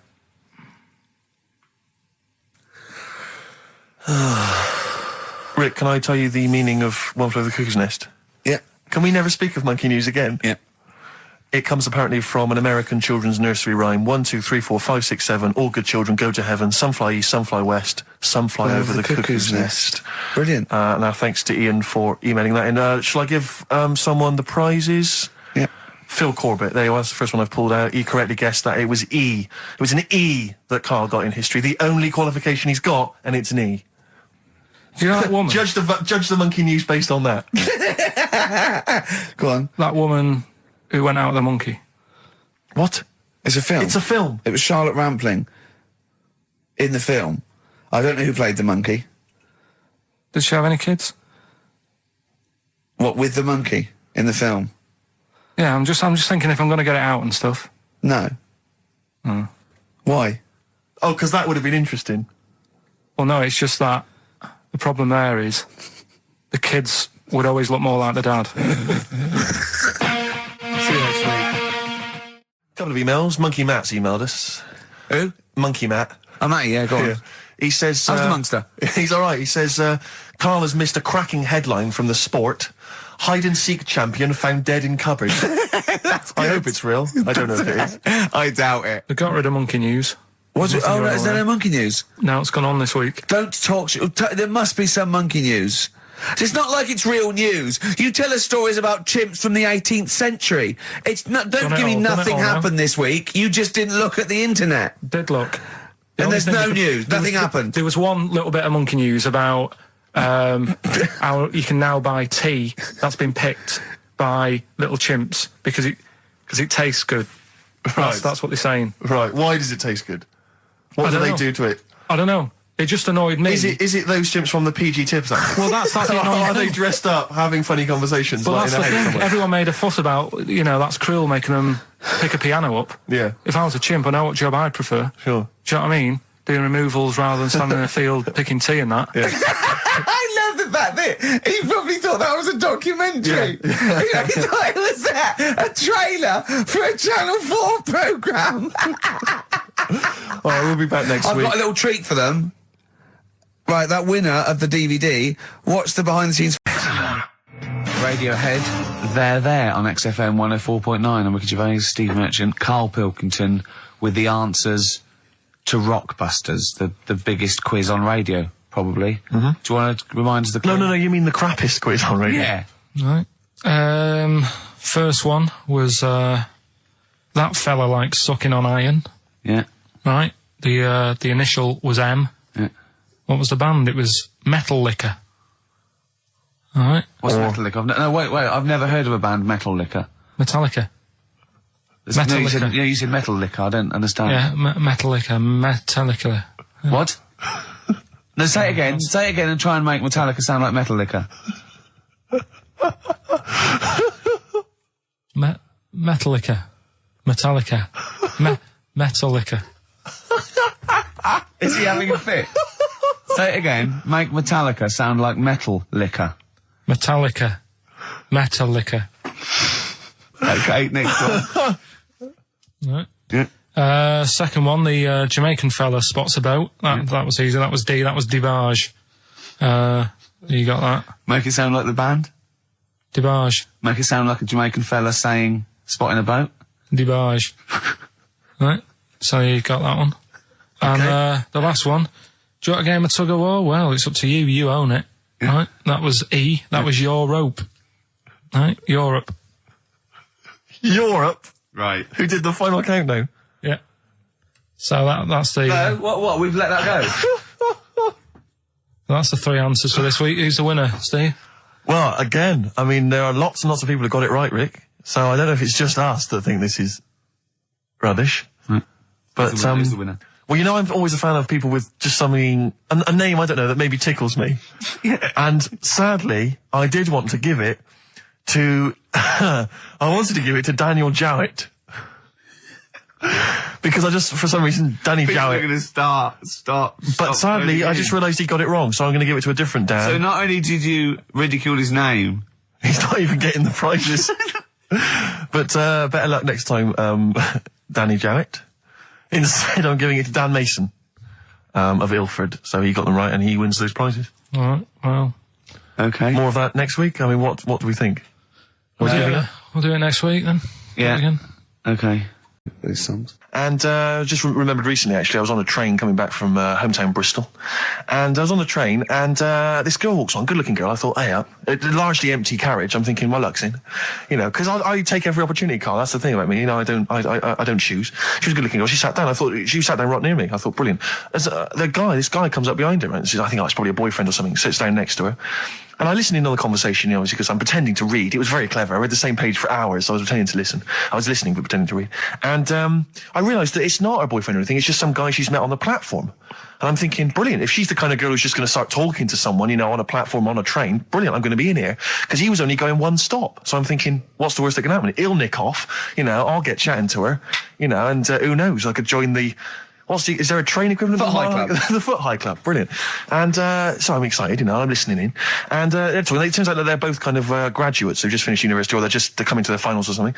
And they're chatting away, you know, and he's making a couple of witticisms, you know, and she's kind of tittering at his jokes. I'm thinking, well, I'll tell you this, if she's laughing at this kind of material, I am going to blow her away, you know, with my kind of anecdotes and wry observations, you know. Yeah. It was weak stuff, I got to be honest. Really? He was coming out with nothing. He was running on empty, as far as I'm concerned. Yeah. And she was loving it. So I'm thinking, brilliant, I'm going to be right in here.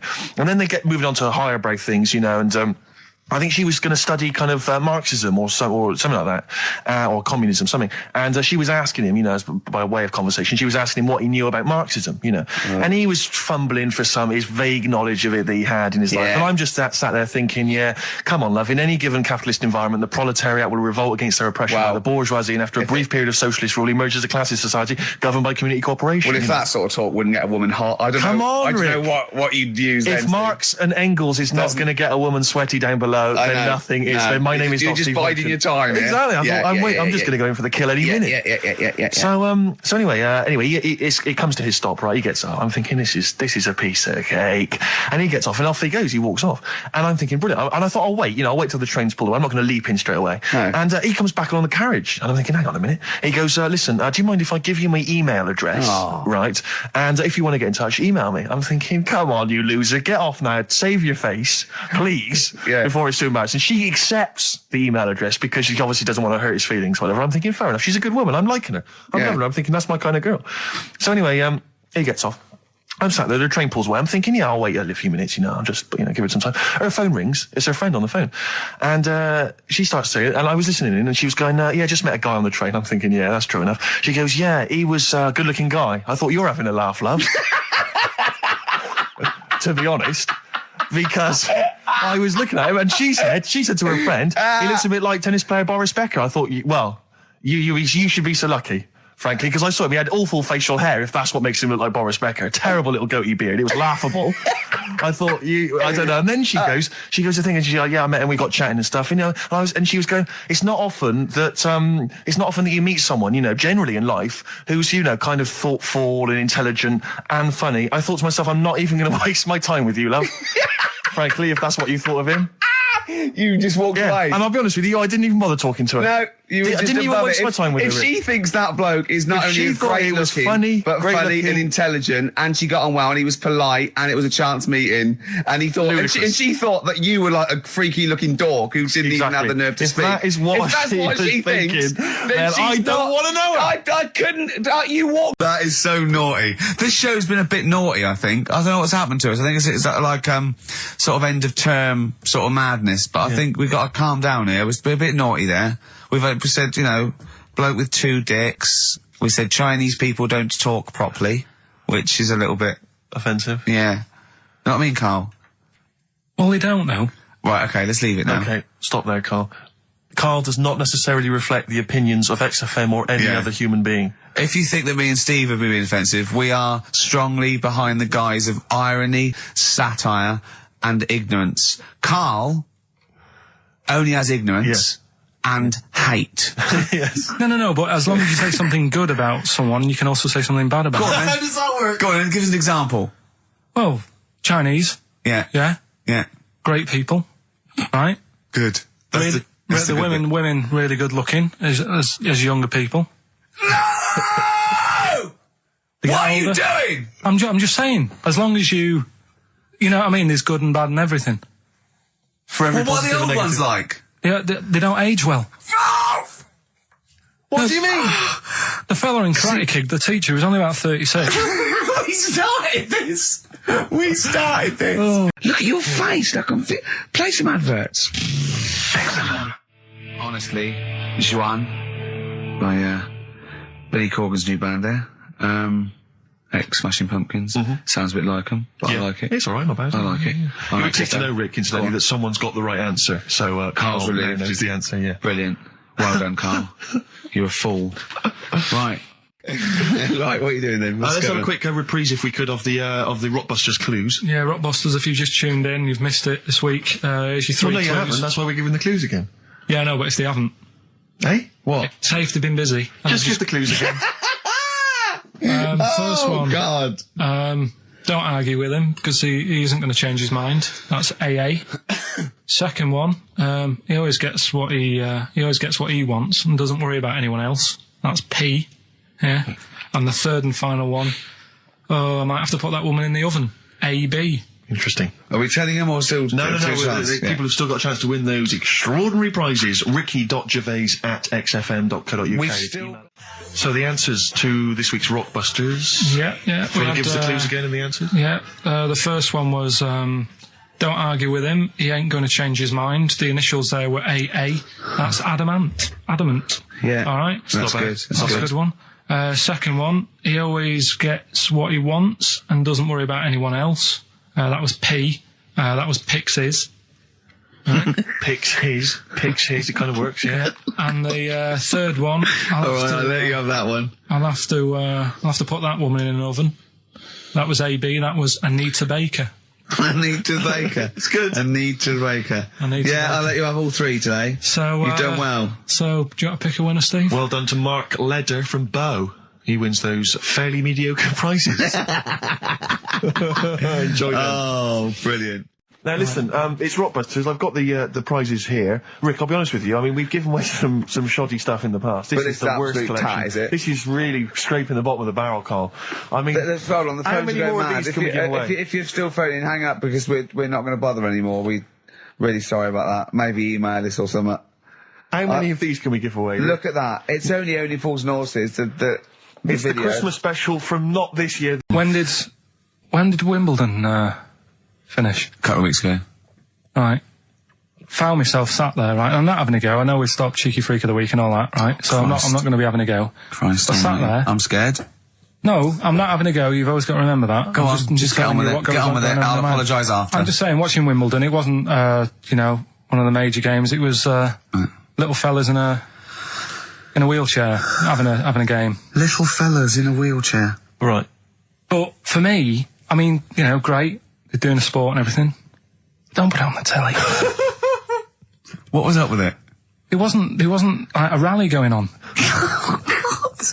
No, do you know what I mean? Do you know normally, Christ. like with well, not to Enman, but with some of the other, with some of the other players and that, they're playing for ages, aren't they? It's like, who's going to win this and that? Yeah. None of that. It was just like, hit it, net. Oh, Christ! Oh, God! I don't know what to do! And people were like sat there watching it as well when they've got other games going on in there. That's what I couldn't understand. If you've paid your money to get God. in, Yeah. I mean, like I say, good on them if they. Do you know what I mean?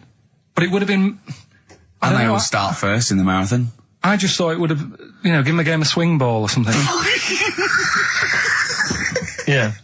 You know what I mean? No, yeah, I understand. Oh, God! There's never anything on. XFM in the community.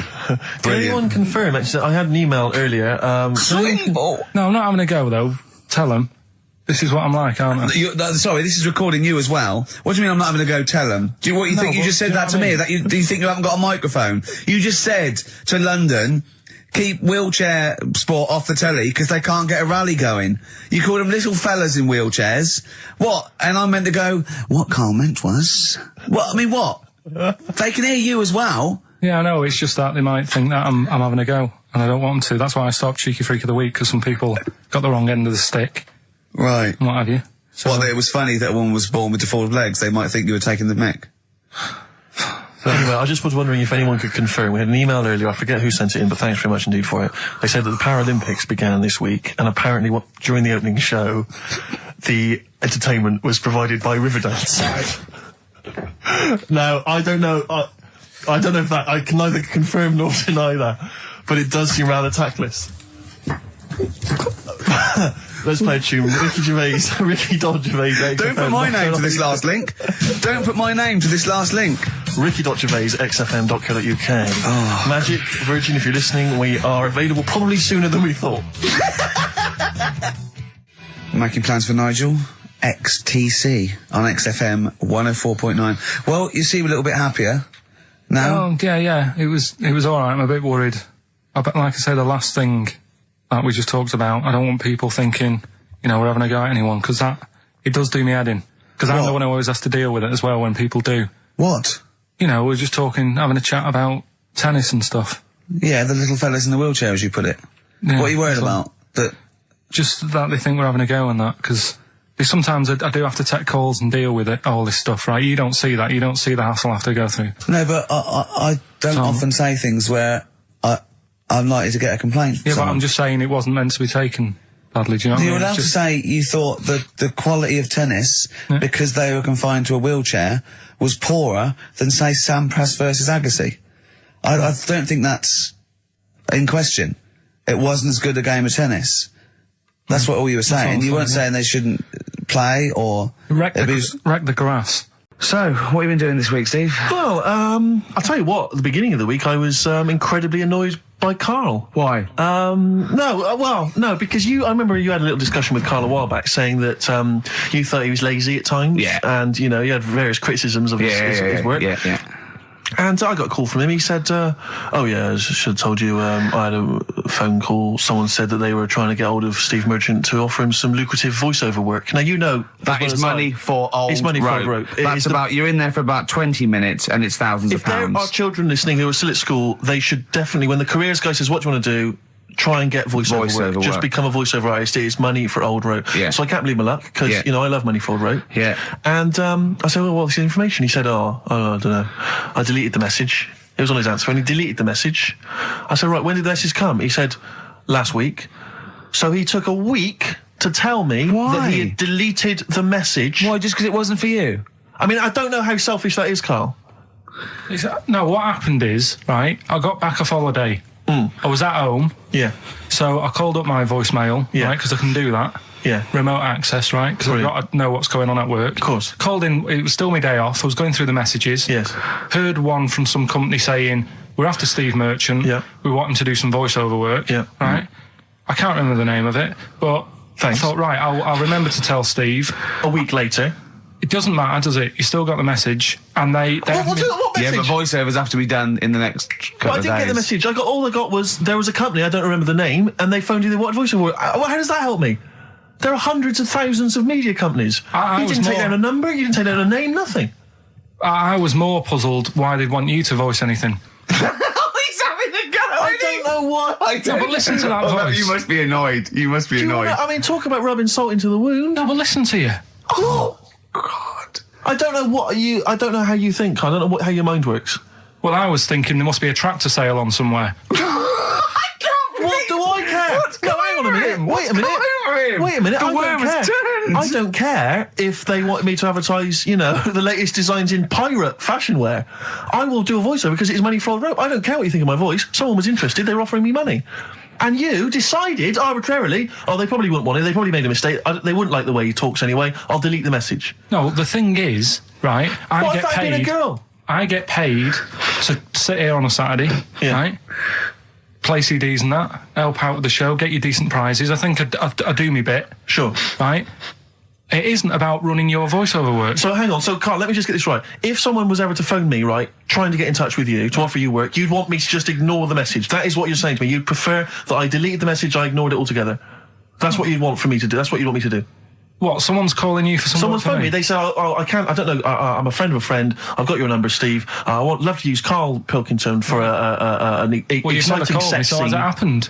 Well, I'm saying in the future, if it was to occur, do you want me to just ignore it? Is that what you prefer me to do? Well, it's not like that, though. I did tell you. I told you the message. You didn't? What? You told me a week later with none of the information I needed. Karl, that doctor called last week. That kidney's ready for that little girl that you were doing that sponsored walk for. I forgot to tell you. I hope it's still all right. They keep it on ice, don't they? I think they do. Selfish, Carl. So selfish. And you've lost us a son. Beautiful bit of Snoop on XFM, yeah? Kicking it with Ricky old Gervais. school, yeah. Sweet. Steve Merchant and Karl Pilkington. What has happened to Karl? Because Karl, I thought, is this sort of sweet little buffoon, almost childlike in his ways. You know what I mean? Like Charlie Brown after some sort of head injury, and now he's coming back like that, having a go at not caring about voiceover work. It's like, because Heat have written about him a couple of weeks, it's like he thinks he's better than you in some way. I do care though. You're out of order saying that, right? Because I've sorted you out with tickets for stuff. He doesn't turn up to. Carl, I received a phone call. You deleted the message offering me voiceover work. You're as bad as my agent.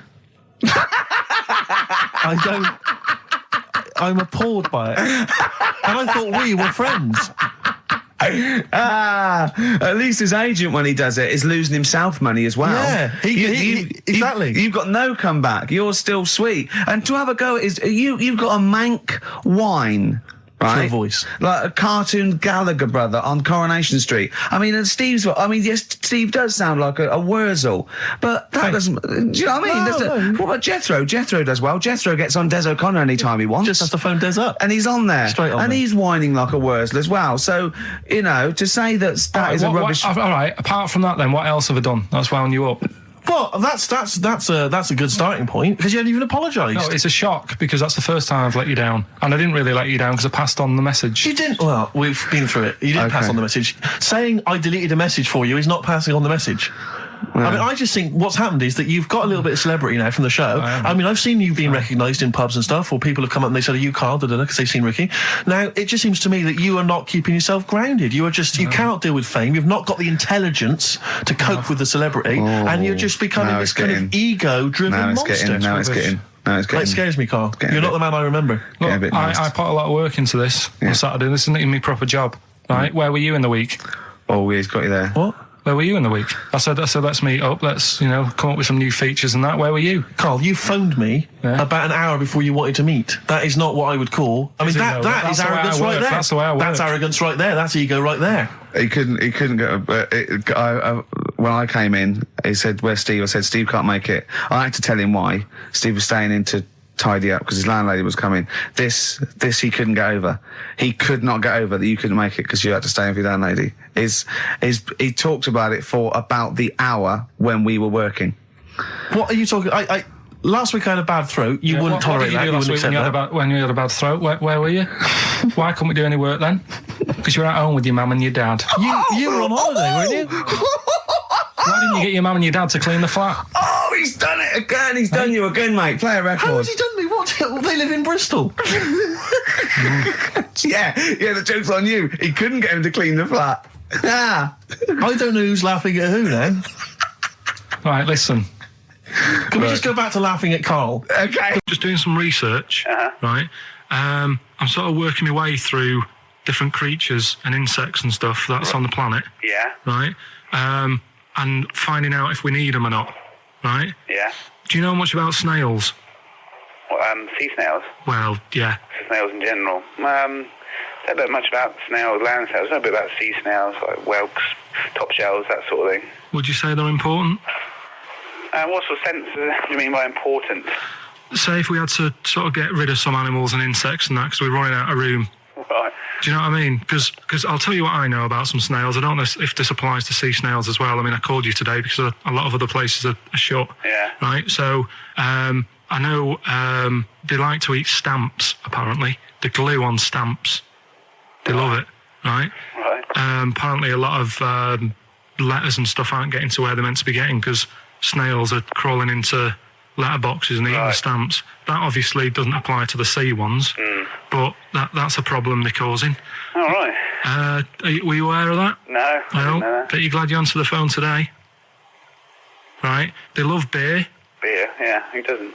And also, I don't know if this is right, but I heard that they sleep for 13 years, or can do. Right, I wouldn't know if they can sleep for 13 years or not, but... I mean, sea snails are pretty important. Yeah, they do quite a good job in the sea. They graze on algae and they provide food for other animals. I mean, you can say that about any fish. any animal, why do they exist? Would you be upset if, someone said, we're getting rid of them? Oh, yeah. You would be? They're an animal, I wouldn't...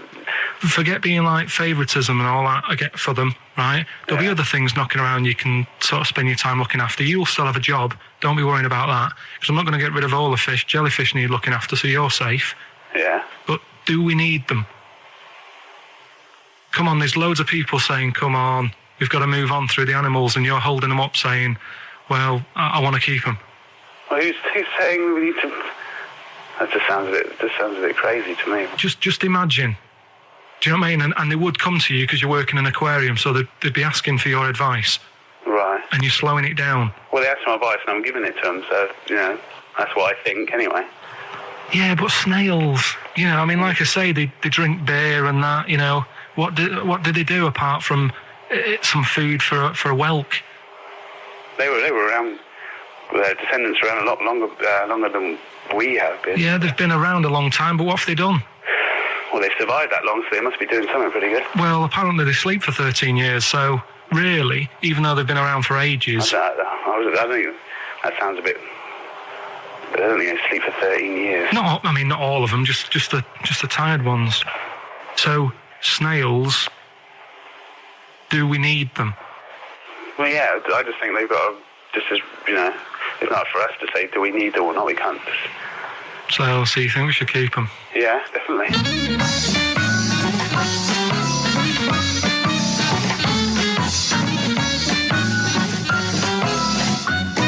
Week off work. Do you know, like, my mum likes gnomes and stuff? Yeah. Right. Of course she does. She's lived with one for 30 years. She said, get your dad to take us to this park where they've got, 6-foot gnomes and stuff, right? Have a walk about. Sounds like a nightmare. Yeah. Sounds like a living nightmare. Keep an eye on Karl. Yeah. So anyway, he stood still for 2 minutes. Someone bought him. No. You can't buy them and that. It's like a little exhibition thing, yeah. Right? And it's part of a hall, right? This big hall that you have to pay to get in. But we didn't want to see the hall. I just wanted to see the gnomes. Of course you did, yeah. So anyway, my dad says, yeah, well, we can get in there for free. Of course he did. Clever. Right? So we parked up on this little country lane, right? No one about. How much was it to go in? Like £2? About £3 each. Yeah. But he said, well, yeah, but if you don't have to pay, do you know what I mean? You enjoy it even more, don't you, when you're walking about and you're thinking, I've got this £3 in my pocket, no one's having it. Yeah. Right? No, looking over sorry for a bloke with a peak hat saying, can I see your ticket, please? I wouldn't enjoy it more, no. Go on. Yeah, but you don't worry about it, do you? You got a bit of money now then, Rick. You've changed. So anyway, so we had to walk across about 4 fields. For £3? Right? And what happened was, we're walking through all these fields and what have you, big grass and muddy bits and all that, because it'd been raining, and climbing over fences and stuff. And we're in this field, right? And I look to my right, and there's about 30 cows all staring at us, right? And Suzanne started to panic a bit. She said, we shouldn't be here. Dad says, of course we can. We're allowed to go wherever we want. All this land, it's ramblers' rights and all that stuff. Yeah. And take a cow if you want, unattended. Serves him right for leaving him in the field unattended. I'm having one. Yeah. And So keep us fed for a week. across. Anyway, these cows start surrounding us. Surrounding us. And, oh, brilliant. Oh, no. Face off. And Suzanne's panicking, going, this isn't right. We're not going to make it to the fence in time. They're moving faster than us, and he started sort of running a bit. Wow. And it's like some kind of bovine West Side Story. A gang of cows coming at you. Don't worry about it and stuff. But my dad had to sort of stand there and wave a stick at him. Of course. And we got away, but Suzanne was having a bit of a sweat you on. Got away. Saying, we could have got killed. Sure. And my dad saying, no, it never happens. And I just wondered if it does, if there's a risk of... Yeah, it is rare, but there's been a couple of cases of being trampled by cows. They're not aggressive. They sort of run through you. Well, they're aggressive if they've got a calf. They do have kids. What? You had kids with them. Kids, yeah. That's goats you're thinking of. Yeah. Maybe they were trying to sneak into the gnome thing, and they were worried that if too many people did it, and they thought some cows, we can just sneak in. Where cows, no one's expecting cows. And the cows were going, walk upright like you're human. Don't walk upright. They thought you'd blow their cover. Yeah. Yeah, people have been killed by cows before. Yeah, that was like the highlight, and then So when you arrived there, you were presumably covered in mud, looking like something that had just come from Glastonbury, staggering around this exhibition. It wasn't that bad. It was just like a woods, and it had like a funny sort of funeral, like a graveyard thing. Right. With bodies sort of hanging out the ground and that, and we had What? these 6-foot gnomes. Right. And then we just set off again, walked back. It's like this little monkey. Oh, yeah. Who lives in Morocco. Right, I'll just warn you now, you're on thin ice from last time, okay? So make sure, is this real? It's been Don't say anything stupid, think about it. As you're saying it, think to yourself, oh, is that true? Do monkeys do that? Do they think like that? So, go on then. So anyway, yeah, so there's this magician in Morocco, right? He's got a little monkey working with him, right?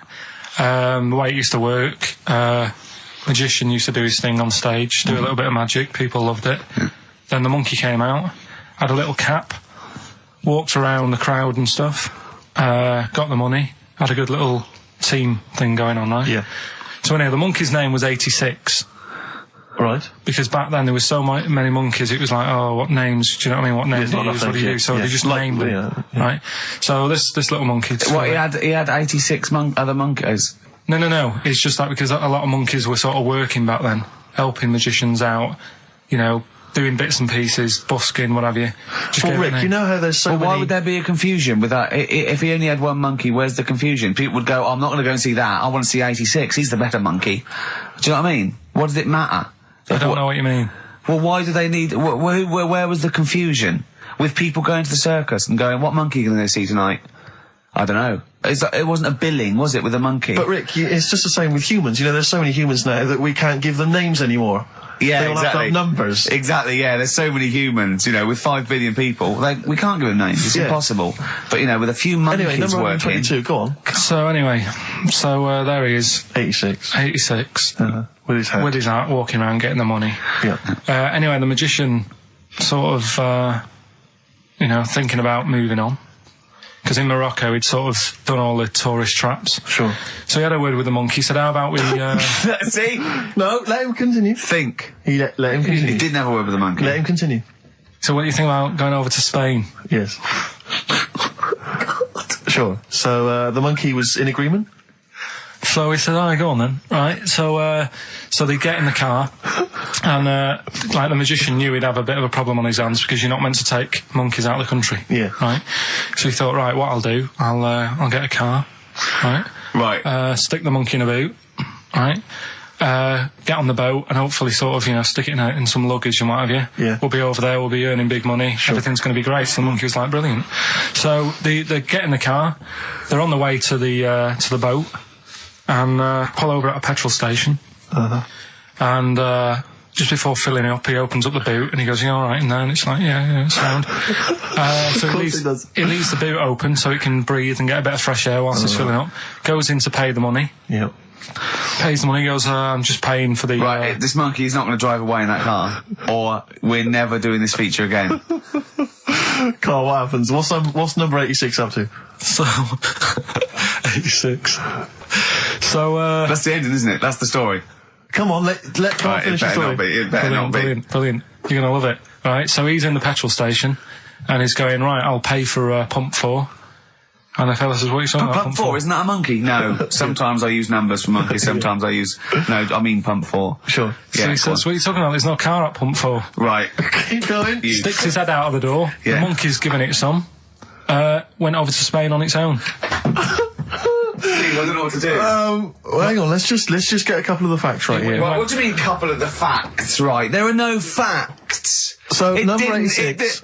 Number 86 he drove to Spain. You are, honestly, Carl, you must know. It was an automatic. Right. Carl, you must know that is shit. There is no way a monkey... That's the thing with He his gets feature, stopped at customs. It's mental. How did he get through customs, Carl? Has he got a passport? No, he was sneaking about because he didn't have a passport. So he parked and then snuck through. Do you want the facts? Let me see it. And I think that was the year, right? You're talking about buying presents and stuff. I think I did treat my mum to... I didn't buy my dad anything. I think that was like when I got a bit older, I used to get my dad something because he wasn't that bothered anyway. No. So, got me mum, there was a cheap shop right? Of course. Thank God for that. Called Snips. Right? So I went in there and I thought, let's see what I can get her. And remember Victoria Plum? I don't think so. Well, it's like a fairy character. Right. Right? I mean, Mum's into gnomes and stuff, right? So I thought, right. She must be pleased with you, then. Victoria Plum. I was thinking, is that one of the neighbours? Is it like a brandy Do you liqueur? remember Victoria Plum? Victoria Plum. Victoria Plum, yeah, it's like a little fictional sort of character, right? Okay. So I saw it, I thought, yeah, she'll love that, right? So I did my paper round, saved up for 2 weeks, right? Oh. Got that sorted, went to Snips, bought the Victoria Plum. Next day, I'm in town with her, right? So I think, I know what I'll do. I said, come in here a minute, right? So we go in and we're looking around and I tested her, right? I went, look at that there, that's all right, isn't it? And she goes, oh, it's bloody awful. Oh, Karl. Oh, Karl. Oh, God. So then Christmas Day comes. I said, don't bother opening it. She said, no, why? I said, Oh, "Don't." no. Why did you still give it to her? So, well, it's too late. I'd already bought it. Oh, Karl. So she opened it and I was like, and she said, oh, that's nice. I said, why are you saying that? I said, the other day, she said, it's bloody awful. She said, oh, no, I thought you were pointing at something else. Oh, no. So that's why I don't get anyone anything anymore. Oh, God. Play record. Oh, God. Karl, I got a little email via my agent sent from someone here, okay, so sent from someone at XFM, okay, and I won't say it was, she just said, I thought this might be good for Ricky to use on Saturday, and obviously what happened is Suzanne has sent you an email in the week, it was Wednesday, and you've returned it, but I think you've returned it to the wrong email address. You returned it to someone here who, of course, immediately forwarded it to my agent for ridicule on the show. Don't panic. It's nothing that bad. Okay. It's an email from Suzanne talking about your tea that night. Was Suzanne out on Wednesday night? Was the an England game or something? Yeah. So you were alone. You were home alone, were you, Wednesday night? Yeah. Did you enjoy your meal? Was it a quiche? Go on. Right. From Suzanne to Karl. Take the quiche and put it on the baking tray. Cook for 30 minutes on 190. Take lettuce and put on plate. Take 3 tomatoes, wash and chop into quarters. Place on lettuce. Take an avocado, chop in half. Remove the stone. Peel skin and slice. Place on salad. Put salt and pepper on and a dribble of olive and balsamic vinegar dressing. Right? In brackets, small bottle behind the cafetiere.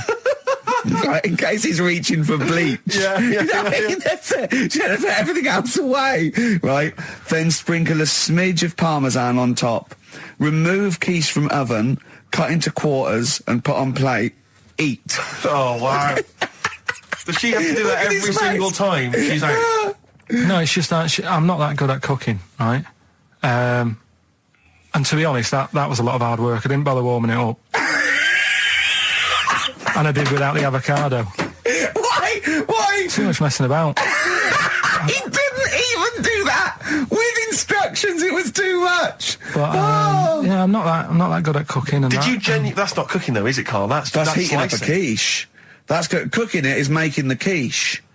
Yeah, but I'm just. Can't Could you have figured that out if she hadn't left that note for you?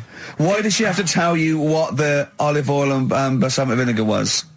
Because I've put sort of cooking oil on my food once, and I said, oh, it's a bit. It's ever since, right? Years ago. I'm gonna die. Years ago, Oh God, leaving Mr. Magoo at home. It was ever since I put sausages in the toaster that. What do you mean? I nearly set the flat on fire. Because do you know, like when you're grilling food in a pan and all that? Yeah. Sort of sausages spit and it goes everywhere, doesn't it? And it makes everywhere greasy. In the toaster. So I thought, well, just want to warm them up. Yeah. Bung them in the toaster. Yeah. What And happened? she sort of caught. Well, they got she stuck and they got caught on fire. I imagine. She came in just as I was sort of plunging it, and might have came in from work. Said, "What are you doing? I said, I'm in sausages." Well, the oven isn't on. I know they're in here. What? You turn it off? Panicking and that. But I've never been into it. I've never been into cooking and that. At school and stuff, I didn't bother doing it. Oh Every time Suzanne comes home, she must think, please be the house still there. Yeah. Please not let me hear a fire engine as I come round this corner. Oh, God. She comes and goes, oh, God, thank God. I bet she's always happy to see you when she gets home and you haven't burned the place down or introduced some howler monkeys or something. Unbelievable. What I find extraordinary is there are people who are in sort of care in the community who don't need instructions on how to prepare food. Oh, they do. They can do it. Yeah, you show them once. Yeah, and they've learned it. Whatever you do, don't put sausages in the toaster, Johnny. Do you know what I mean? Yeah, and they've don't, learned it. They don't put sausages in the toaster. Yeah. They put their fingers in. But, yeah. Come on then, Carl. Right, so the film is Kes. You got to listen to it properly. At the end, there'll be a question about what's happened in there, so you got to listen, take it all I in. love the fact that in pole position, in positions 1 and 2 of his favourite films of all time, is The Elephant Man and Kes. Yeah. That's brilliant. Yeah. Go on. All right. Am I leaving the mics open a bit when this is going out? or what? Yeah, let's have a listen. Yeah? All right. So don't talk then, right? Just put that hot dog down, Rick. And this is the bit in Kes where it's the teacher and he gets up and he has to Glover. talk. What's his name? Is it Brian Glover? No, it's What's the other teacher. The other one. Anyway. All right, go on. All right, so here we go. Things that had actually happened. I've got another one. What about you, Casper? Casper! All right. All right? All right. You haven't been listening to a word I've said, have you? Yeah, I heard some of it. Yeah, you Some of it? just... Stand up. Always somebody, isn't there, eh? Right, now you're going to tell us a story about yourself. What sort of story? I want you to think of an incident that's happened to you sometime in the past that is true and that you think will interest the rest of the class. All right? All right. What about I work on a radio show at the weekend. Well, are you going to tell us about it? I'll just do. It's 2 hours, and it's with Ricky Gervais and Stephen Merchant, and just sort of play music and tell stories and stuff. What kind of stories? Well, whatever. Like last week, it was science. We were talking about this lad who was growing a knob on his arm. So it's weird. It's tricky, sir, because like with Ricky, he gets bored quick and he won't listen to the stories, and he'll start squeezing my head. All right. I'm not interested in what he does. That isn't normal, is it, sir? That. I mean, it sure is a bit gay. Is he? Just messes about, though. Do you know what I mean? I try and like come up with good stuff, like monkey news and like quizzes and stuff, but then he'll just, Ricky will just mess about. I mean, on Saturday he did it again. He squoze me head. How do you spell that? Squoze. S-Q... I'm going to show it on the board. This is a new word to me. Squoze is S-Q-U-O-Z-E. I can't tell us what it is. It's when he gets me head and he puts one hand on the back of it, right? And he puts the other hand on the front of it and he just sort of swivels it. Swivel, right down the front. Oh, swivel's not it's spelled S-W-I-V-R. How many times a day? How many times a day does he swells it? It depends what time he gets in. If he gets in about 12:30, he could get a good 3 in. But I think, I don't really want to talk about. Don't you? Well done, Billy. Big round of applause. Carl, look, you almost let it slip then as you were talking about your filling out that application form. There's some big news that everyone needs to know, which we were stunned by in the week, although the more we sort of talk to you, the more it starts to fall into place. Yeah. But Carl, what's the story? That I haven't got me exam results from the GCSEs. He never turned up to get his exam results. I was working. And so, how many did you take in the end? Because you weren't even sure about that, were you? You think you took maths and English, don't you? Yeah. And you think you've handed in the artwork for art, don't you? Now, art was continual assessment, wasn't it? Coursework. And what was that you made? I made a man sort of putting his arms into a car. You made a model of a man putting his arms into a car. What was this? So that one's passed. Was We that can take that this aside. a homage to break-ins in Manchester? Was this? What was this? Oh, look, he does what he sees. Yeah. So you've got that. That's safe. You've definitely got that one. So you've taken art, you've taken English and maths, you think? So this is what we're going to do, listeners. we're going to try and find out his exam results for him and tell him next week. Live on air. We're going to call his school, we're going to try and track him down, and we are going to have a little envelope, and we are going to give Karl, at the age of 29, his O-level results. GCSEs, yeah. Now, Karl, so you took maths, Yeah. you think, you took English, do you remember turning up to do those? Do you remember sitting in the room filling in the forms? Yeah. Okay, and how did you feel you did? I don't think I did well. You don't think you did well? Did you revise? No. Why didn't you revise? Because I don't really believe in it. Okay. Well, it's just that if you don't know it, then you don't know it. You shouldn't have to start looking at the book. If I went to like the hospital, Yeah. and the doctor said, "Oh, you need your appendix out," but hang on a minute, I've just got to read up on it. Yeah. That isn't good enough. Okay. He should know, and that's the way I feel about it. To be fair, though, He did do the revision beforehand. yeah, they don't usually pass on, like, maybe, like, when they're in practice. Yeah, 7 information they years took down in the by line. osmosis. Yeah, yeah, and they bloke comes in and goes, "Can I just see what you did with that?" And I goes, "You've passed." Yeah. Phew. That's a good one. Yeah. Good job I watched Casualty. I just like the way, the things that interest me, I remember. Things Okay. like snakes not having ears and stuff. Yes. I didn't have to read about that. No, you just learnt that, You yes. saw it on the telly, didn't you? You saw it on that Ian Wright programme. Yeah. Yeah. And this is what Karl said to me. He said, it's actually, I called Karl up in the week, and Reese was with him. Reese used to be on XFM, and he took the phone, and he went, "Karl's worried, I've seen that programme." He said, "Snakes don't have ears, right?" He said, "So you can creep up on them and pick them up."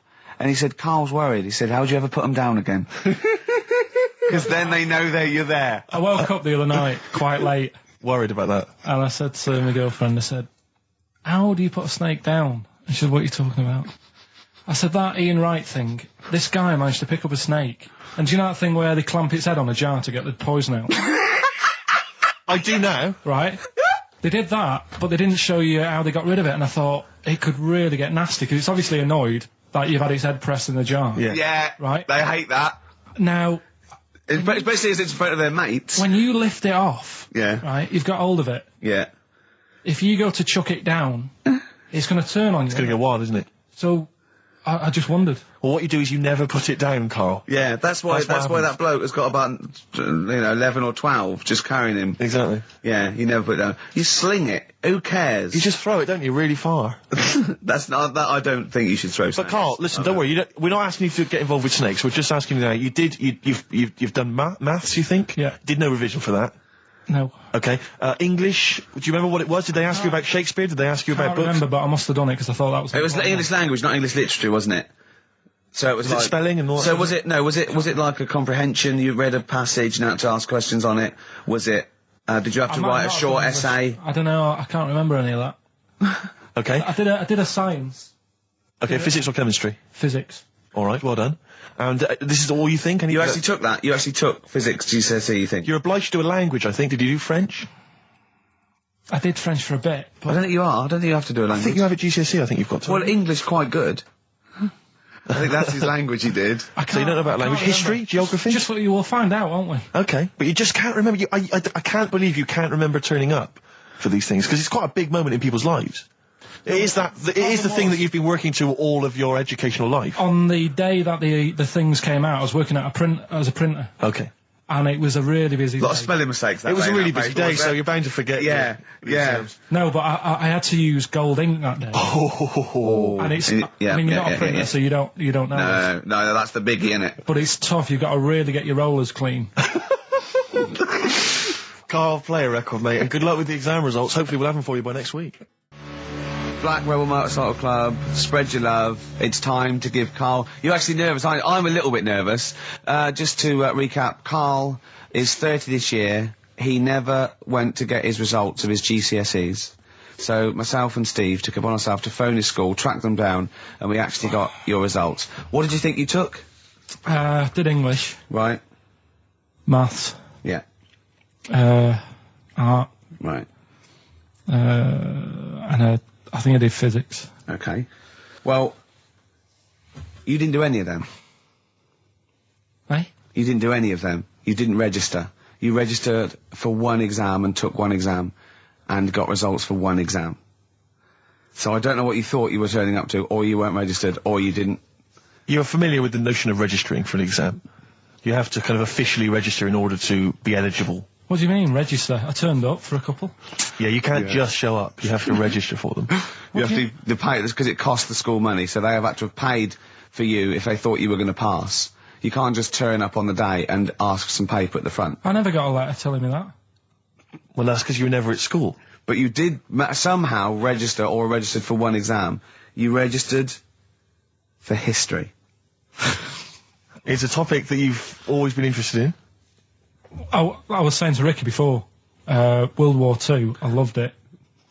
Not the actual event. No, the but study just of it. all the stuff like, about the Anderson shelters and stuff like that. Yeah. And the bombs and that. And then when I took it, it had nothing to do with that. It was more about the Tudors. So the Second World War didn't come up? You mean there was no questions about the Anderson shelters? Nothing. That's devastating. So what are you expecting the result to be? Is that it? Yeah, it's the only one you took and registered. As far as the school is concerned, or certainly it's the only one that counts. It's the only result. It's the only one that counts. Yeah, you've got... Did you register for yours? Yeah. Yes. I've got certificates and everything. So what, do you do that before the exam? Do you have to go somewhere and sign something, or...? Yeah, you don't check your results and then decide if you want to register. It's not like Millionaire, when you look at the question and go, I think I'll take the money. Yeah. You go...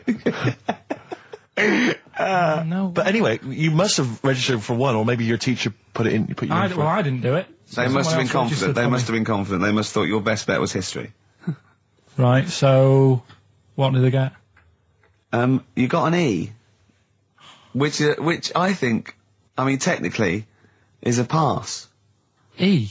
It's a bad pass, but there's F, How and there's much- U. You're not going to be doing a PhD. You can get an F, right, which is fail, and then a U, which is ungraded. Now, I don't know why the U exists, because F means you failed. U is like them going, you not only failed, but you wasted my time. So... We're annoyed that you took this exam. So you thought they'd register me to get an E? Well, they didn't. Well, they didn't. I think they were hoping. It was rather like you with the lottery. They were hoping for something better than You nothing. see, I assume that the man who registered for that thought he can scrape an E if Anderson shelters come up. Yeah. Well, that's it. You've got... Now, what I'd like to do, Karl, is... I've started your re-education. You've read a book on Rasputin. I'll be asking you a few questions about that later. I've got another book for you to read next week. Next week, I'm not in the mood. What? Not in the mood. Oh, come on. Look, what's that? What does that say? It's that fella, it's the picture of the bloke that he used to use for Citizen Smith. Yeah? Che Guevara. Yeah. Yeah. He was quite happy, I think, when he found out that Robert Lindsay was involved. He went, yeah, of course you can. No worries, yeah. What are your feelings, Karl? What do you think? Are you emotions depressed? feeling? I'm just a bit annoyed because I'm sure I turned up for more, so it just wasted me time. Listen, they don't matter. I'm sure you're doing very well. You know, you can educate yourself. GCSEs are merely a step on the ladder to help you, not just for education, but, they're more vocational than anything else. You're doing very well, and you're reading books. Don't worry about it.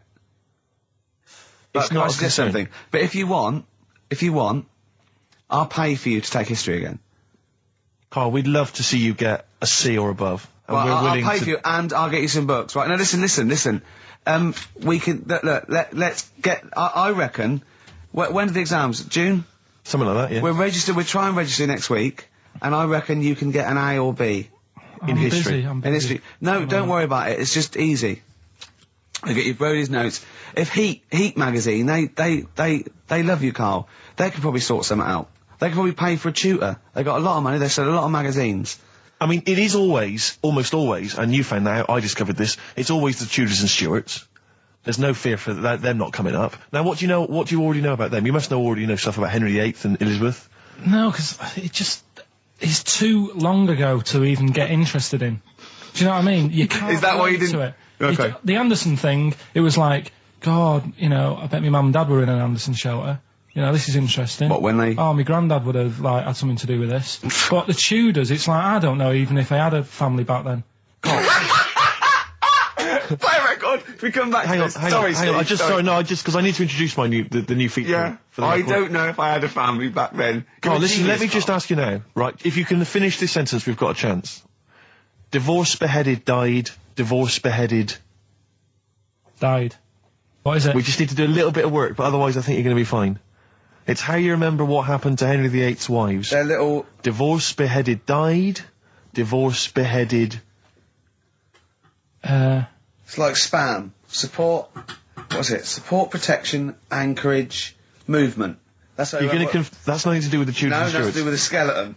Yeah, see, no, we're not doing biology. Mnemonics and acronyms. What happened to Henry VIII's last wife? Did she die, or did she not die? Divorced, beheaded, died. Divorced, beheaded. Do you know that the only king that has got a moustache is... No. The only king that hasn't got a moustache is the King of Hearts on the playing cards. What's the record you play? Do you know what happened to me on the way in? Go on. A homeless person called me a dickhead. How did he know? Do you know him? Is that why? He's a local... He's like the local big issue fella. Oh, yeah. Yeah. And he knows me. He sees me walking up and down the street. Oh, that's how he knew you. Right. So, so normally I have a bit of a chat with him and that. And I walk past him. And, you know, I can be a little bit cheeky with him because I've been cheeky with him in the past with stuff. You pinched his arse. No, just, you know, saying stuff like, God, you're always there. I mean, you got home to go to and stuff like that. Yeah, no, just breaking the ice, No, but he knows, and he'd laughed at that, right, last time, so I thought I can be a bit cheeky, right? So he goes, do you want a big issue? I said, no. He said, come on, I've got loads of them, right? So I sort of said, when I was a kid, and I used to do a free paper around the free papers one, I said, just put them in the bin and go home, right? And he went, yeah, but how am I going to get any money doing that, you dickhead? You see, I can see his point. He is homeless and having to sell newspapers to get 50p or a quid or whatever. Yeah, and sometimes I treat him, right? And today I didn't have any money. I had a takeaway last night and I normally give them a quid. And I felt bad not being able to do that because I didn't have any money on me last night. Right. I couldn't look him in the eye. Did you explain this to the homeless person, the traumas of the takeaway without the tip?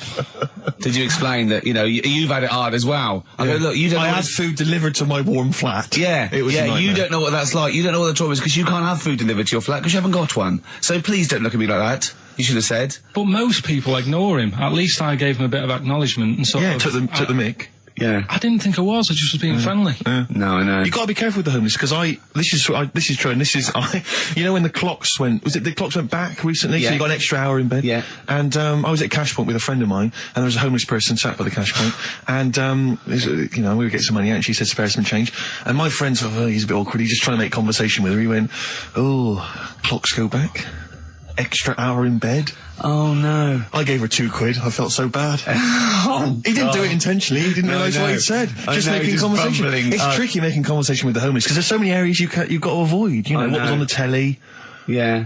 You know. Although I get recognised by homeless people and think, are they? I don't know where. But you got to remember that's very much your demographic, Rick. Yeah. You know, people who watch TV through the window of Dixon's. In Dixon's. Yeah, there was a Ricky Gervais on. Yeah. Pop the telly on. They can smell the alcohol on you. They think you're one of them.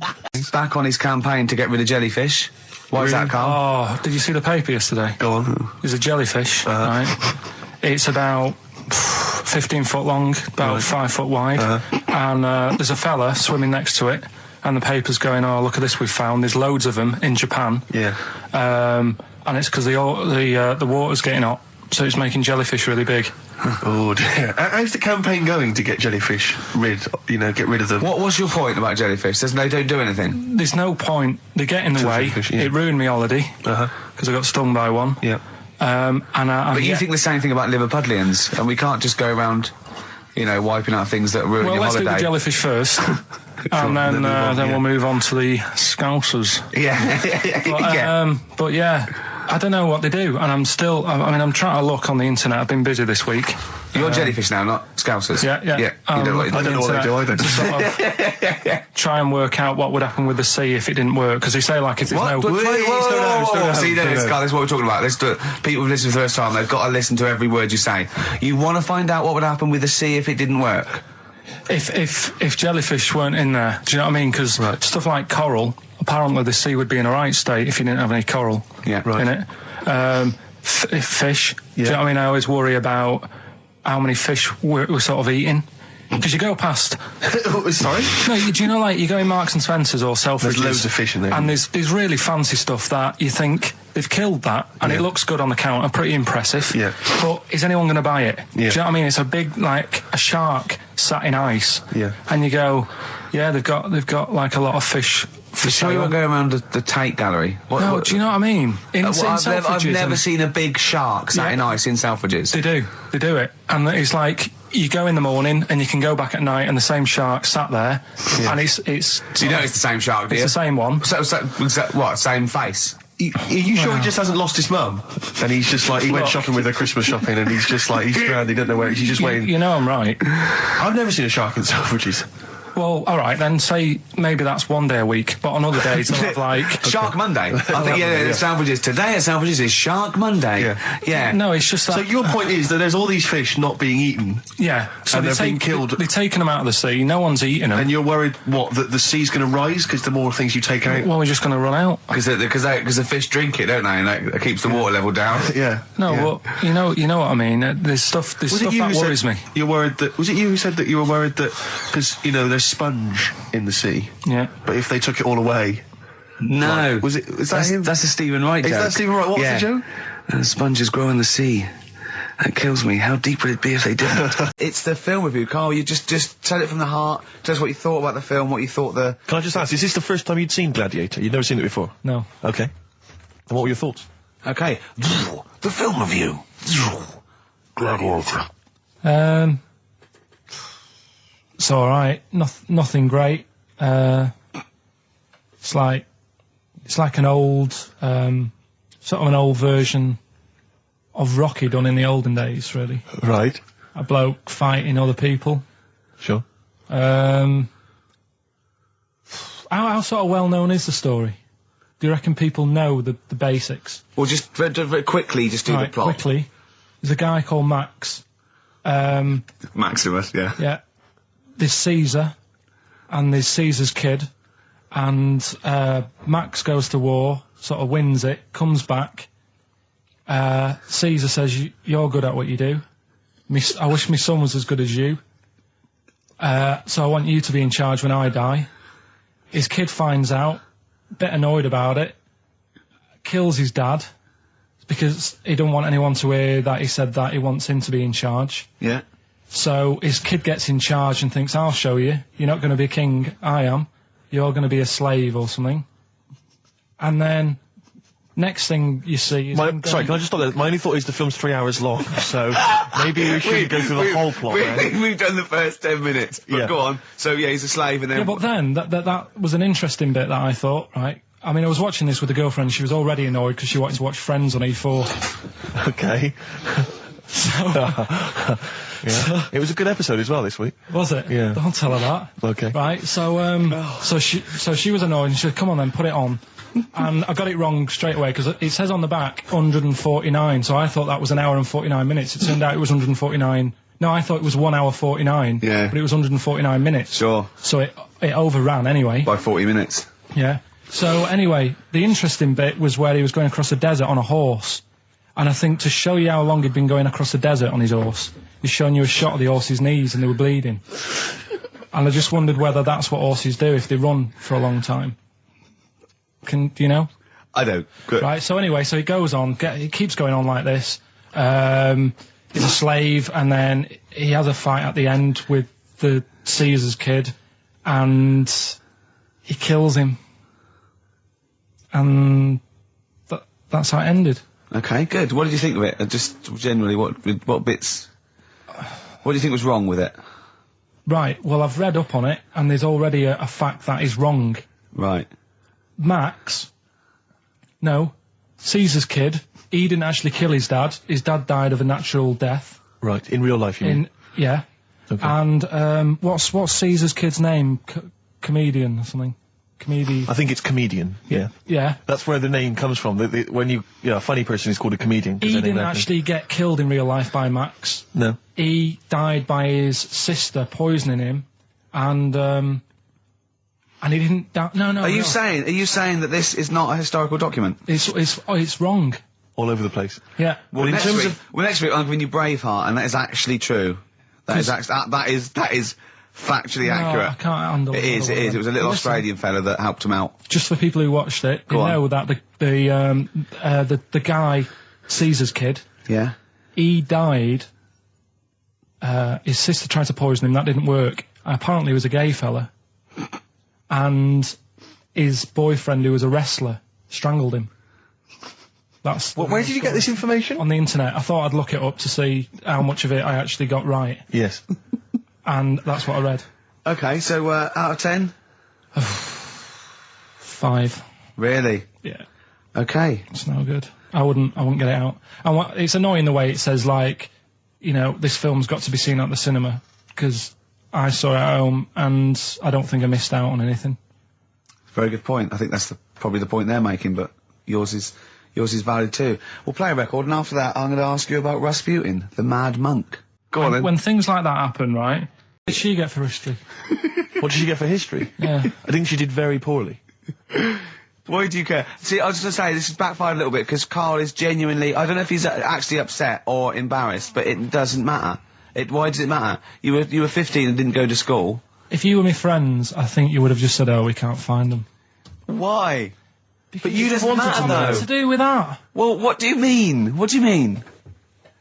It's ridiculous. Do it again because you want to learn, because there's great things in the world to learn about. Don't worry. Look, GCSE is vocational. Is vocationally for a 15, 16-year-old to go on to do A-levels or whatever, or to get results. But you don't need that, because you've done very well. You don't care about the Tudors and the Stuarts. I mean, I mean, I've had a couple of jobs, not this one, because you don't need qualifications to get a job. Obviously. In the radio. It's obviously a job. Absolutely right. But the ones that I have got in the past, I did, because I didn't collect them, I had to lie. And I didn't like go mad. I didn't say I had A's and stuff. But I didn't put history down because I didn't even know I did it. So it's a bonus. I kind of treated myself to like a D and a couple of C's and that, so it's like, well, he's not. I love the fact that Karl even then was honourable. It's like, I'll at least put down the ones I think I took and lie, but the ones I didn't take, I won't lie about. Yeah, and don't give yourself a B. Exactly. If they're going to find out you lied, give yourself a B next time, It could Karl. backfire, couldn't it? I mean, my brother's a bit mental, and he used to do things like go for jobs and say, "Oh yeah, I've done this before," like being a mechanic, and he's never even picked up a spanner, and yet he'd have the confidence to go and try and fix cars. Well, I'm not that daft, but God, and he. Who do you blame for this? What's the problem with gay Yankees? You played Bruce Springsteen last week, Yeah. right? Yeah. And you said he had got a load of trouble on his hands when he had a hanky in his back pocket. Did I say that on air or? Well, we were just saying that famously on the cover of the Born to Run, Born in the USA album, it's just him, isn't it, with just his backside basically, with a red handkerchief. I wasn't looking. Well, I just. I did it for research purposes for this amazing link. Yeah, he had a red handkerchief, I think, in his right hand pocket, and apparently that signifies homosexuality. Apparently, I don't know. Oh, I thought it was which way you take. I don't know. These myths, aren't they? Right, yeah, well, exactly. I don't even know if this is... No, well, I read up about it. Okay. Right. Just research. And, it's all sort of, they've got all different coloured hankies. Are they? Right? Yeah. Right. And, it depends what pocket you put it in as well. So you've got, like, the different colours, different pockets. Yeah. And, sorry, how many variations are there? Different pockets is what? Well, you've got, like, your back pocket, your right back pocket. But what do they mean? What do you mean? Well, what do they signify? You can't just tell us they signify so much. What do they signify? Well, some stuff that we don't really want to talk about, to be honest. What? Sort of, stuff that gays are into. Wait. What do you mean? Barbra Streisand records? Yeah, yeah. Eurovision. No, like, a couple of the things that were there that I know we can mention. He said something about... I love what he thinks he can't mention. I love it. Decency. What is this? 1956? No, but I mean, it isn't just, having it away. Having it away? I love him! No, having it away! You get up to some weird stuff. I love the fact he didn't want to offend, but he's offended a lot more people by saying they get up to some weird stuff. Right. In your opinion? Yeah. What do you mean? No, but don't if there is something that I don't know about that it's like you can't say on the radio. Yeah, I'd rather not. But what do you mean weird stuff? Well, one of them, right? If you've got a red hanky, right? Yeah. In your right pocket. Like Bruce. Yeah. That's that what exactly you what had? Bruce had, yeah. Right, well apparently then, Bruce is an armpit freak. An armpit freak? Yeah. No, really? No. But that's very specific. Carl. Seriously. Well, what? Right, okay. What else is there then? Sorry, is there some kind of homosexual body that sat down and came up with this at some point? Well, you said this is getting crazy. You've got, like, a blue handkerchief in your top breast pocket. I don't know what that means. You need to sit down. There's some kind of summit. Figure out what it means. Yeah. It's just like, you're not free from it either. So if you were to go in like a gay bar, Yeah. which, you know, you might do if you're straight anyway, because they're, you know, good places, I think. Mm-hmm. Right? You can't actually go in there if you've got a cold, because every coloured hanky represents something. Right. So if I was to go in, had a bit of a sniffle, I could get into all sorts of trouble. What, pull out a Marks and Spencer's white linen hanky, that means you like to be tied up and whipped. Yeah. There was another one, armpit freak we've covered.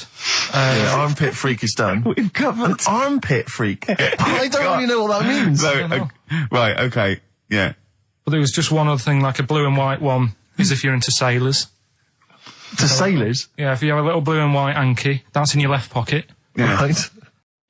It's the best of. You've been voting in all week, sending your emails. So here's the clips that you wanted. Alright, so, here's the first bit. What's the best job you've ever had still, Carl? Talk like occupations. It is still Paper round. Is it still the paper round? Yeah. That's ridiculous. No, it was good though. If you look at it, like, you know, what I liked about it, you're your own boss. No, you're not. You're not your own boss. No, The bloody news agent is your boss. Alright. But then once you get out and you've got your papers and that, you sort of, you're on your Do own. what you want as long as you about deliver the stuff. papers exactly to the places he said you are in the time he said. Yeah. It's and I did. freedom, isn't it? Any jobs you wouldn't do? Go I've just thought of one that you wouldn't do on. with your sort of mild homophobia. Well, I'm not. Proctologist. What's that? Basically sticking your finger at other people's arses. Right, well, no, I wouldn't do that, no. Why have you got to do that? What do you mean, why have you got to do Well, that? why does anyone need that doing? Does they got to look if they've got an arseache or something? Which trainee doctor makes that their speciality? Do you know what I mean? That must be, right, we got a place for proctologists, and it's you, Meadows. You came last. Oh, seriously, what? I'm not the arse doctor, am I? Yeah, you came last. Oh, I'm a bum GP. I can't yeah, believe it. yeah. You got to, I can't believe this. Yeah. I remember, You're on holiday soon, aren't you? yeah, You got to go off early. well, about How many holidays have you had? Because I only ever have time off when I'm working, like doing another job, like, you know, filming or something. But you seem to have a lot of holidays, just like, and you were sick as well. You were just like, because you had wet trousers, which is a little bit. Do you not care about the job? I mean, I've got to ask because, you know what I mean? If I was in charge, I'd worry about your motivation because yesterday we were trying to work out what you enjoyed doing, and we got to, Manchester United and moaning. And that is the two we came up I with. don't know where you get the moaning thing You're from. always whinging. About what? Everything. When? When did I last have a moan? Just before we came on air. Right, and why was that? I don't know, I can't remember. Because we were in good mood. We were in a good mood, me and Rick. I'll tell you why. Go on. Because you brought a song in at 10 to 1 Yeah. with a load of effing and jeffing in it. Yeah. And saying, can you edit this? Yeah. But that's your job. You could have brought it in yesterday. No, I couldn't. Why not? I hadn't thought of it. But why are you whinging? That's your job. And I didn't come in 10 minutes before. It was a good 20 minutes before. It just took you ages because you were whinging and moaning to even get started. I'm not being dragged into this. You are always... I'm on my holiday now.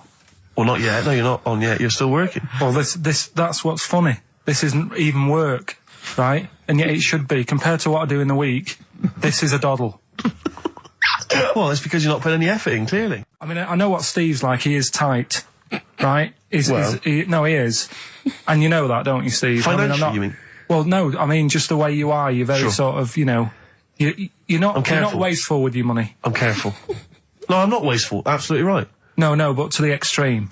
Not towards the extreme. Not towards the extreme. No. Look out for the pennies. The pounds will take care of themselves. All right? Simple to remember. Good advice. Yeah, all right? But the thing is, right, I know that I take the mickey out of you for, like, you know, the way you look and stuff. Sure. Right? Well, I'm right back at you. But the thing is, you can't help that. Absolutely. But I'll tell you something that women don't like, Sure. and it's fellas who are tight with the money. Sure. I'm not frugal with money with ladies. I'm frugal with money with you. Well, I've got no reason to splash money out on you. I've never seen you splash money out. Well, you've never been out with me.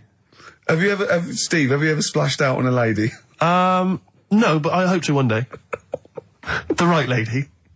Play a record. XFM 104.9. Yeah, with Steve Merchant. What I was saying was, Yes. we could have a little trivia quiz, right? I was telling you about the woman over the road, where I live. The one that walked around naked. There's a woman who walks about the flat naked, This right? is when Karl was watching a woman naked. Then she looked at, saw him looking. So what he did, this is the genius he did to get out of this. He pulled his pants down, so he was naked too. His girlfriend comes in and goes, "Karl, what are you doing?" He went, "I can't tell you now, but don't look out of the window." Yeah, go on, So sorry. that woman, she's bought some blinds.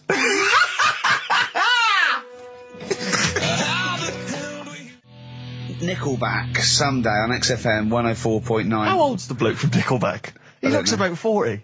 It reminds me of, you know when a kid's made up a fate to look like a lion? Yeah. Do you know what I mean? It's like the Wizard of Oz lion. Yeah. But, you know, good tune. Not bad. I'll be controversial. I think rock rules the world again, Steve. Well, I would hope so, mate. I would Do you know hope what so. I mean? Are we going to hear some rock later in the show? We're going to do lots of rock. In fact, Excellent. I might even play a little bit of Rainbow. Blimey. Just to, you know, rewind. We've got the darkness, but Sure. I want to remind them where it all came from. Yeah. You've heard the Liz. Yeah, yeah. You're going to hear the bow. Cheers, mate. Thanks for that. No, just high five. Yeah. So, Karl. Yeah, keep it real. Here we are then. Oh, Back. incidentally, before we carry on, I just thought, it's weird, I was reading some of the fan emails and stuff we've got, and one of the things a lot of people like, it divides the listeners, is your laugh. It's interesting. Some people love it, they find it infectious, they find it adorable. I mean, close up in a small space, like a kitchen or Terrifying. something, it's annoying. Like, Horrific. Karl was annoyed, because I squeaked in his ear earlier, didn't I? Sure. Why did I laugh? You on the toilet? I think I squeezed his head again, didn't I? And he said, "No, it's not 1 o'clock He doesn't yet." like the squozing. The squozing head. Yeah. but it's it the just- squozing one. The funny thing is, right, we were out a few weeks ago with a mate of mine, right, and he went to squeeze me head, right, give it a squoze. Sure. And I was like, don't do that. You know, I don't like it, right? And Ricky said to me, mate, yeah, he doesn't like having his head squoze. As if it's like Marmite. As if some people love it. Yeah, yeah. And some people hate it. Sure. Yeah, okay. Well, anyway, Yeah. there was a little taster of the laugh. That was more the kind of deep, throaty laugh, the belly Yeah. laugh. But there's that kind of high-pitched squeak that you do. When I've got to sometimes. get air out quickly, because Exactly. I'm going to burst. Sometimes I laugh so much that my liver and all they try and get out to it, so I have to get out really fast, like a siren. Right. Do you know what I mean? Is that how you explain the fact that you're quite fat? Yeah, That's just laughter waiting to come out. Yeah, Every time you laugh, solid. you become a svelte young thing, like Brett Anderson. Oh dear. Well, anyway, it reminded me of the game that you and I used to play in our very early days of XFM, when it was literally Make Ricky Gervais laugh. Make Ricky Gervais laugh, which was a Loved it. great game. I think. I remember the first one. It was that fella drinking a pint of beer. Yeah. I remember yeah. the very first time. It yeah. never. I tell you what, it's you not know what great. though? Ant and Dec do it now. They Do They actually. It's very similar to Make Ricky Laugh. It's called Make Ant Laugh. Interesting. So many of our great ideas have been stolen. Yeah. Or stoled. Stoled, yeah. And anyway, I was looking through the paper in the week, and there was Go a on. picture which which I think might be a Ricky Gervais, Make Ricky Gervais laugh. I don't know. And again, obviously, it doesn't really work for the listeners at home, but I'll try and do my best to describe it. Can we stop saying my name because it's like a Dave Gorman project? Can we just stop? It's getting. Let's say a word often enough, it doesn't mean anything. Yeah. Let's stop saying Ricky Gervais. Well, what we're going to refer to you as. All right. Well, Make Patty Laugh is a new game. I'm trying to get one of those squeaks of a laugh. I'm concerned because I know. I'm not a monkey. I'm not Sure, you're not a performing monkey. No, okay. I know that. Right. But anyway, let me just briefly summarise the story for those at home. Okay. The headline was Mum 48, a mother of 48 seduced boy of 14. Well, that's not funny. Not her own boy, obviously, but No, a still- neighbourhood child. I don't think it's a funny said- story so far. He said Grand Lana Allen, 48, led him upstairs and undressed to her waist, then took his trousers off. Okay, bear that in mind. This is a quote from him, right? Bear in mind, he's a 14-year-old boy, he's quite excited about this. He says, then we had sex, it was every boy's fantasy. Alright? You're going to show me the picture of her now, aren't you? So it's a picture of her. Oh, this is not... Bear in right. mind, This is... in his okay. own words, Rick. Right. In his own words, this was every boy's fantasy. Okay. Here's the picture. It's a silent laugh. He's collapsed on the floor. Expecting that. I was thinking he looked like a fat man. I was not expecting that. Oh my god. Oh god. She looks like the drummer of Iron Maiden. She looks a bit like Lemmy. But I tell you, she looks like reminds me of most. Did you see I those? don't think they've got one with a fag on as well. No, I know. Just that's two of them out of makeup though. Carl, have you seen Every Boy's Fantasy? You should see. Oh god! Have a look, Carl. Oh god! How old is she? 48. Oh god! 48. That's lovely. Nothing wrong with that. I'd say if you didn't see, we weren't lucky enough to see the picture. She looks just like the oldest man in the world. His photos on in newspapers and on the web for a while. He was about 135 or something. Carl. Yeah, look. It's, Carl's got a theory that Chinese people don't age well. This man was a Chinaman, right? And he was 120 or something. Yeah. Did you see a picture of him? Yeah, he's still alive. No, he's not. No, He's is he not? He He's died at 120. So He said 120 or something, but makes you wonder. What makes you wonder? Well, because they don't age well.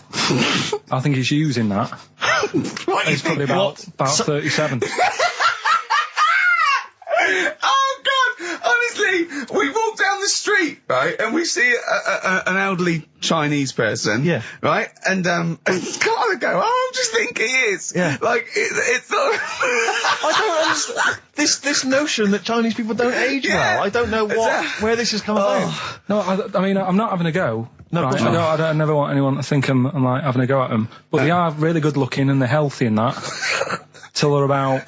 I've never seen one, right? Can you tell me if you've seen a Chinese person who's about 30? It's either 20 or 50. There's no middle ground. This is what I came back for. This is 2 hours of absolute drivel from the brain of Karl Pilkington. Let me just check something. So the Chinese gentleman who died recently was 130. Your theory is your theory is that he's maybe in his late 30s, early 40s. Yeah. This is an elaborate conspiracy on his part, because obviously whenever they talk about the oldest people in the world, it is always a Chinese person. Yeah, invariably. they do, yeah. I mean, they seem to win that every year. Go on. So your theory is that in those small backwater villages in China... Ross McWhirter comes to a little village. They go, the Guinness guy's on the way. He goes, well, until recently, the oldest person in the world, how old are you? And they're so embarrassed, because they think they look about 120, they go, 120, they go, really? They go, yeah, can I have his birth certificate? No. In fact, I think this Chinese bloke it wasn't verified with the conspiracy because he didn't have his papergram, and it was all a con, so Karl could get Mondays off. Poor Graham, the station's struggling enough as it is. Yeah. It's like running around like a headless chicken. Yeah. No one's listening. That's why I don't bother talking on a record then, because there's no loss to London. Sure. Right? It's pointless, this show. We don't do it for the money. We don't do it for the kudos. I don't know why we do it. No. Is there anything on telly at this time? I could have had a lie in. I know. But, it's all a ruse to get Mondays. He's got Mondays off now, because he has to do the show, 2 hours, right? And he's still getting paid. And it's all a con, because he knows that he's holding him over a barrel, and it's like, we've got to keep Karl happy. I had Mondays and Tuesdays off before Duncan got involved. No, but you know what I mean, though? And it's like, poor Graham, who's the MD, in charge of the thing, probably pulling his hair out, worrying about the station, right? You know, it's a sinking ship. And then Karl comes along, well, I'll do it, but I want Mondays off. He's probably sitting home now. His family, he's probably ridiculed by his wife. His kids almost certainly would have lost all respect for him. That he's been fooled by Karl Pilkington. He calls his mates and goes, I'm busy, Graham. I don't, I just can't think. It's embarrassing. But do you know what I mean? And you think it's funny, and you think you've got one over him. He's going, Monday's off for 2 hours. Yeah, you do. You think it was, and now you're embarrassed. We've said it on air. But you're only conning yourself in the long run. Because, do you know what I mean? I hate that sort of, the world owes me a living, what can I get out of the world? What are you going to give back to the world, Karl? What are you doing now then? Are you going to prepare Mondays? What have you prepared for this show now? You've had 3 months to prepare. Yeah. What have you got? What have you got for us? Okay, what's happened in the last 3 months? What? In this place or just my life? Well, what have you got for us? 3 months, we're turning about, you get Mondays off, you're getting paid for it, you've got a cushy deal, you're having a laugh, you're taking the piss out of the management, right? So, what have you got for us? Give it to us. I've kind of, updated Rockbusters a bit. Right, brilliant. Yeah. Right, so, and you said don't mess with it. If something's good, don't mess with it. What do you mean it wasn't good? It was never good. It was never good. No, of course we never had to good. fix it. It was fun to do. It was a laugh. I mean, I imagine it was much more fun for me than the 450 listeners. You know what I mean? I enjoyed it. I enjoyed squeezing your head and dressing you up. No, but that's just it. When I had a meeting with Graham, right, I said, look, I'm not being funny. I don't want to do it anymore. I've had enough of it. Yeah. And he was like, oh, what's up with you? You sounds like you have a right good laugh. I said, yeah, but that's that's all good acting and stuff. I said, it's hell in there. I said, like he's talking about Vietnam. Yeah. I said, having my head squoze, right? What? Squoze is still not a word. We've been away 3 months. It's still not a word. Right. Yeah. I said, he's putting a dustbin lid on my head. Yeah. You told this to the ND. He's hitting me with a tray. Yeah. He's chucking toilet paper at me. Yeah. And he said, yeah, but that's all over 2 years. I said, no, that was the same day. Okay then, what has changed in 3 months? They're listening. They've been listening for 6 minutes now. Come on, give us something. Bit of Nickelback. What's happened in 3 play a days? record and let him 3 months. What, in my life or in here? Nothing's happened here. Nothing's changed here. Right. But I don't know. Do you know last time we were on? Yeah. Right. And I was telling you about the woman over the road where I live. The one that walked around naked? There's a woman who walks about the flat naked, This right? is when Karl was watching a woman naked. Then she looked at... saw him looking. So what he did, this is the genius he did to get out of this, he pulled his pants down so he was naked too. His girlfriend comes in and goes, Karl, what are you doing? He went... I can't tell you now, but don't look out of the window. Yeah, go on, sorry. That woman, she's bought some blinds.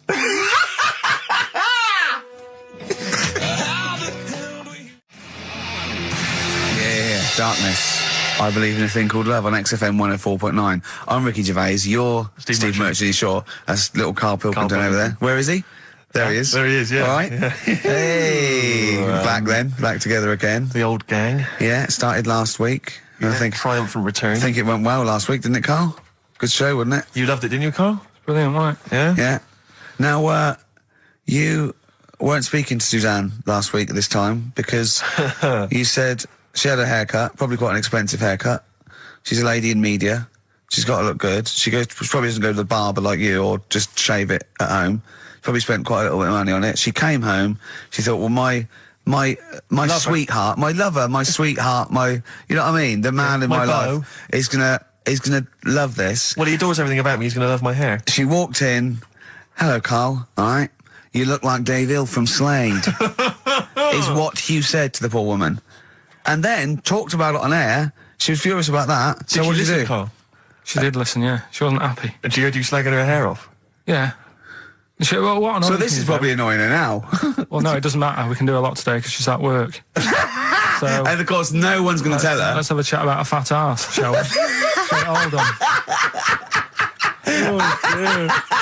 Oh dear. You are in so much trouble. That's... Look, he's realised he is a little bit worried. Oh, didn't you go and buy her a coat or something? Took her out on Sunday and treated her to a new coat and that. Yeah. But I offered, I said as well, I said I'd pay to have it done again. Oh no! Karl, you have... Oh God!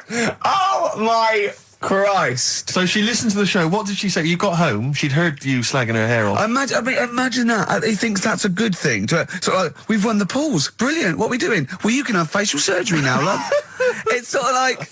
It's just... Christ! You offered to have it done again. Unbelievable. Yeah. But I got home and she's like all being moody with me, right? Yeah. You thought something's wrong, so you must have listened to the show when I was slagging off her hair. Well, his first thought was she's probably looked at herself in the mirror. She agrees with me. Yeah, that barber's been round again. Yeah. And she just said, "Oh, that wasn't very nice of you, was it?" Oh. So I just said, "Hang on a minute." I said, "That's what we do on the show. When I'm slagging off, Chinese people looking old or whatever." I said, "You never interfere." Sure. I love the fact. She's got to get her priorities right. I love the fact that she's in the same queue as a billion people you've never met. Yeah. That's fantastic. She's in the same queue. Well, look, you didn't complain when I was because slagging off. Karl, I don't think Karl has ever admitted he might be in the wrong. Ever. Certainly not to you or I. So did you admit... That is so true. Isn't it? That is so true. He's never admitted that he might be in the wrong. So did you, in this instance, agree that maybe you'd overstepped the mark? No, I just said she took it badly. Do you know what I mean? I mean, it's only a haircut. Yeah. Yep. Well, See, you haven't seen it, so you can't start interfering on this one. No, okay. No, I haven't seen it, but I very much doubt she looks like Dave Hill from Slade, who, if I'm, unless I'm mistaken, used to cut his hair with garden shears blindfolded. Well. So, you know what I mean? And did her teeth stick out and she started speaking with a Brummie accent as well? I've got used to it now anyway. So, And so did you bought? So at some point you came crawling back and you said, "Do you want me to buy you a coat?" I just said, let's leave that. Let's go out and have a good weekend. Sure. But get your hat before we go. And treat her to a new coat and that. It's a nice coat, so it takes people will look at that rather than looking at the head. So if anyone does it do flash? It's got obscenities across the back. If anyone who knows Carl's girlfriend is listening, Tell her. And maybe you're a work colleague and you're listening to the show. Because I think this is terrible. Get her to phone him now. Get her to phone him now. I mean, forget her phone on the XFM number. What's the fat ass complaint line? Because you are in deep shite. That's Michael Stipe and his boys from Rapid Eye Movement. Bad day. I hope you're not having a bad day. It's Saturday, it's 1:05. I'm Ricky Gervais, with me Steve Merchant and Karl Pilkington on XFM 104.9.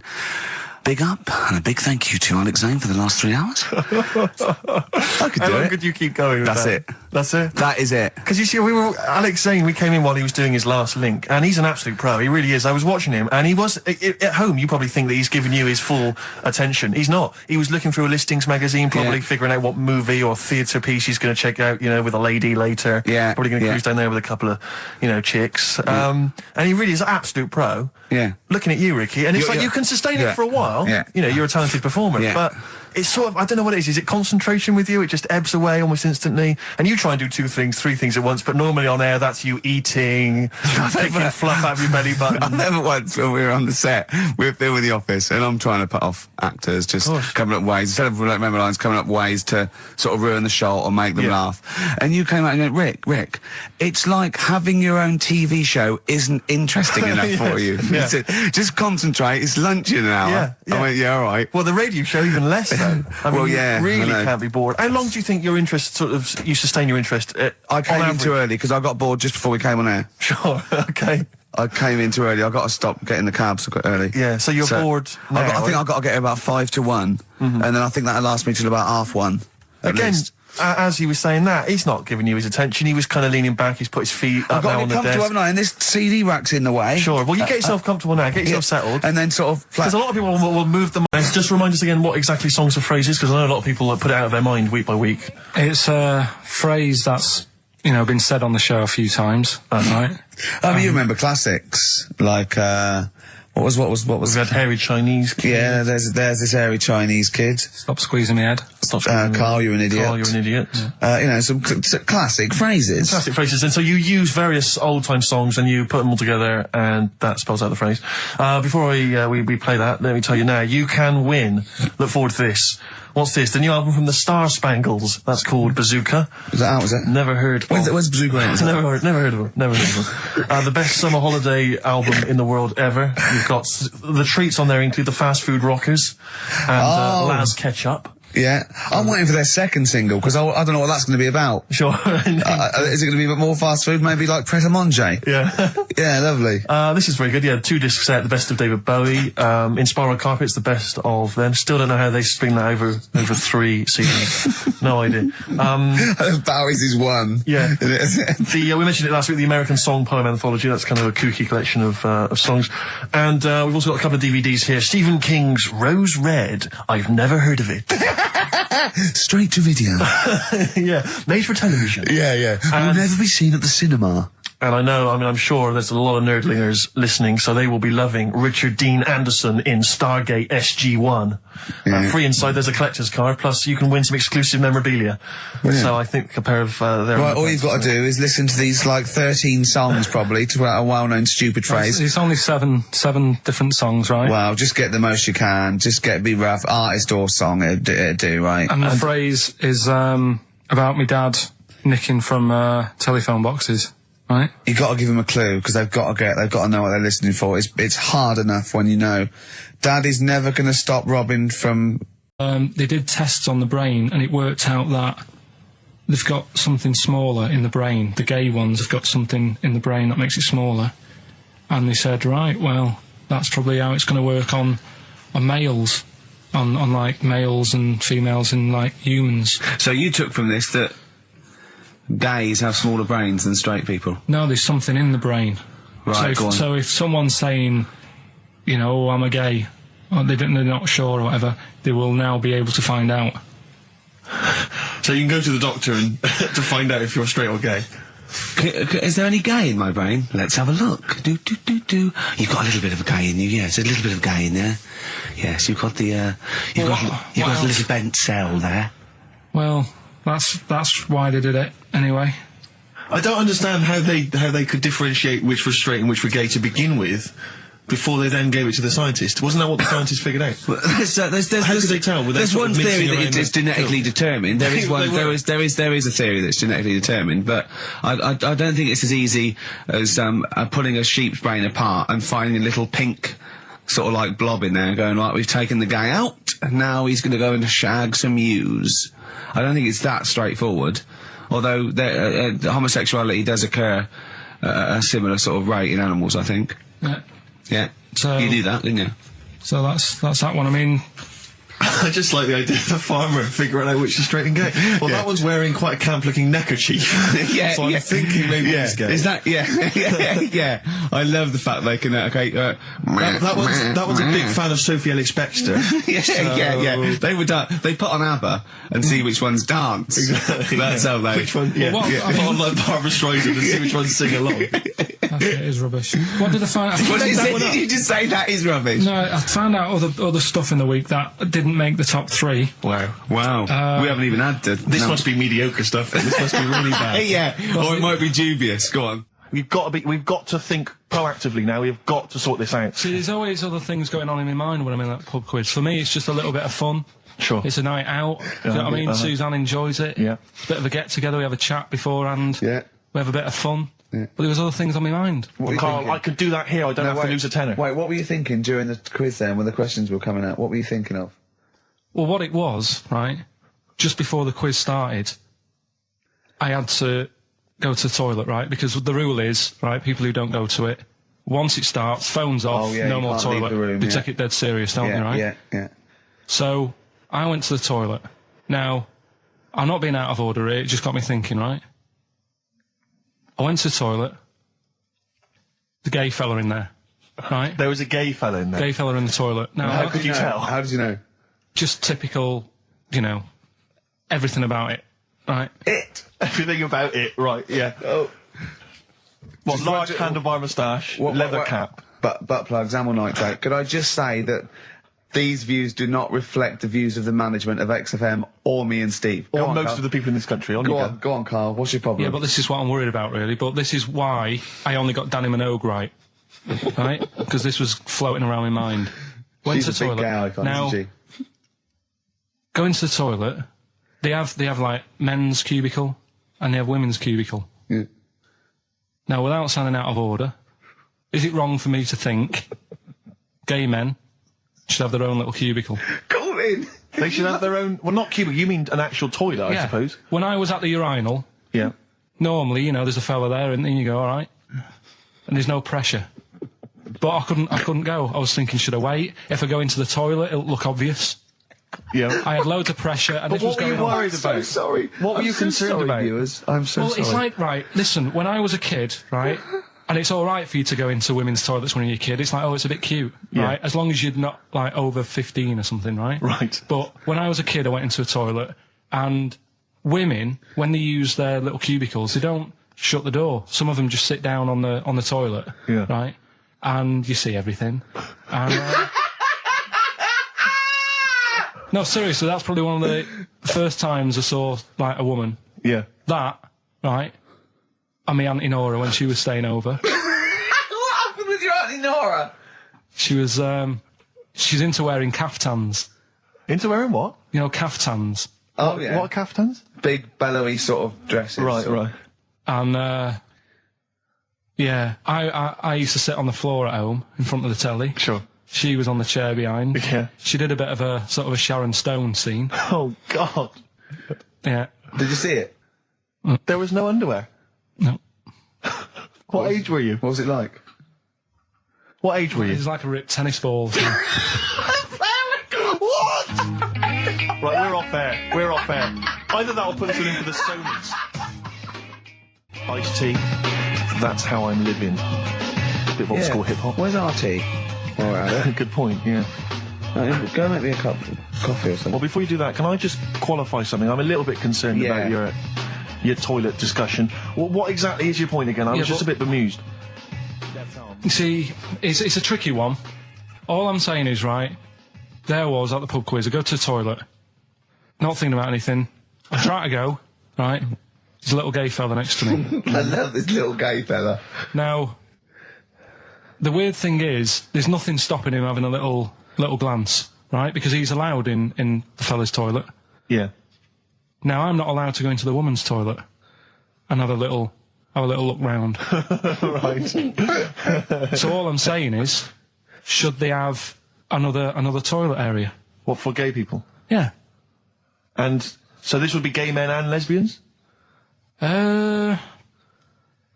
Is that going to complicate things? Well, I mean, I can only assume. I mean, to what point? I'll ask you a question, right? If you're intimidated, that's a shame. But you know, most gay men aren't looking at your knob. You know that. What do you mean? I can only say that 99.9% of gay men who use a urinal standing next to what they assume is a heterosexual man aren't looking at his knob. And what they're doing then? They're emptying their bladder. No, but the thing is, I can't talk. You're saying like, you know, about would you have one toilet for lesbian women and gay fellas, right? What does that mean? Would it be mixed? Would it just be? Well, would it have a man on one? That's heterosexual man. One little picture of a woman, and then what? What would the little icon be? A man and a woman? A man and a woman. Just having a chat? Yeah. In pink and dot lines. But you couldn't mix them, because then what would happen is you'd get people who are going, oh, I'll play up to this a bit. What, pretend to be gay? And yeah, you know, sort of grow a moustache and shave their head. And pretend to be a lesbian. Right. Yeah. So, I see. So you have people pretending to be gay so they could go in and have a look at the lesbians. Yeah. Right. So that would mean that we need 4 cubicles now, would we? Yeah, no, this is fine. 4 cubicles. So every pub How now... many toilets do we need at the Every moment? pub's now got 4 toilets. Oh, Karl, bisexuals. Yeah. Now, interesting. Bisexuals. How many toilets do we need now? Call the council. Do you use any? Huh? No. No, because they're interested in everything, aren't they? Because the little bisexual fella will be looking at your knob. Right, with them, Yeah. what you do, you just have a door, you open it, and there's one urinal there, so you can't get a queue. They have to sort of wait. I just thought that, well, why can't there just be a thing between the urinals so no one can look at anyone else's knob? Wait a minute. Just to go back to Ricky's point, what stops, even if we've got the toilet for gay men, what stops the gay men who want to have a look at your willy going in the regular toilet and pretending that they're straight? Most men don't wear gay across their head. Exactly. They don't have a tattoo. There's no branding yet in the British house where they have to declare. So we're going to have to expand this. So we've all got to carry identity. Do you know cards. you can see a gay, can you? Coming a mile off. No? No, I'll just hold it in next time. No. Can you tell gay men? Do you know a gay man? I'd say probably if you did if you lined some people up and said point them out, I reckon I'd get. But hold on, we're not talking about people dressed in leather with the arse cut out and an handlebar moustache. Yeah. We're talking about the everyday, non-seen. Of course. Yeah, but I mean, suppose I put you in a room and there was 10 naked men, right? Yeah. And there's 5 gay men and 5 hetero. Could you walk along that line looking at those gay... Am I naked? No, you don't have to be naked. Why would you have to be naked? To catch them out. Play a record! How would you catch them out? Don't go into it. Don't go into it. Play a record. I'm miserable now. Would you share a toilet with Morrissey? From Manchester, you have a lot to talk about, wouldn't you? Yeah.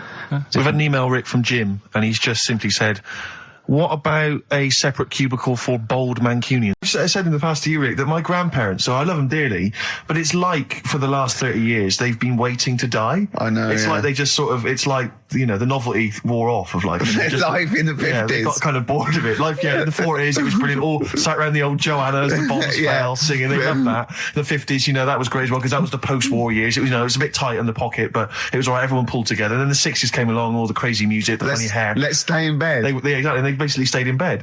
And it was one Christmas when my grandmother said to my dad, what do you like for Christmas? What do you fancy for Christmas?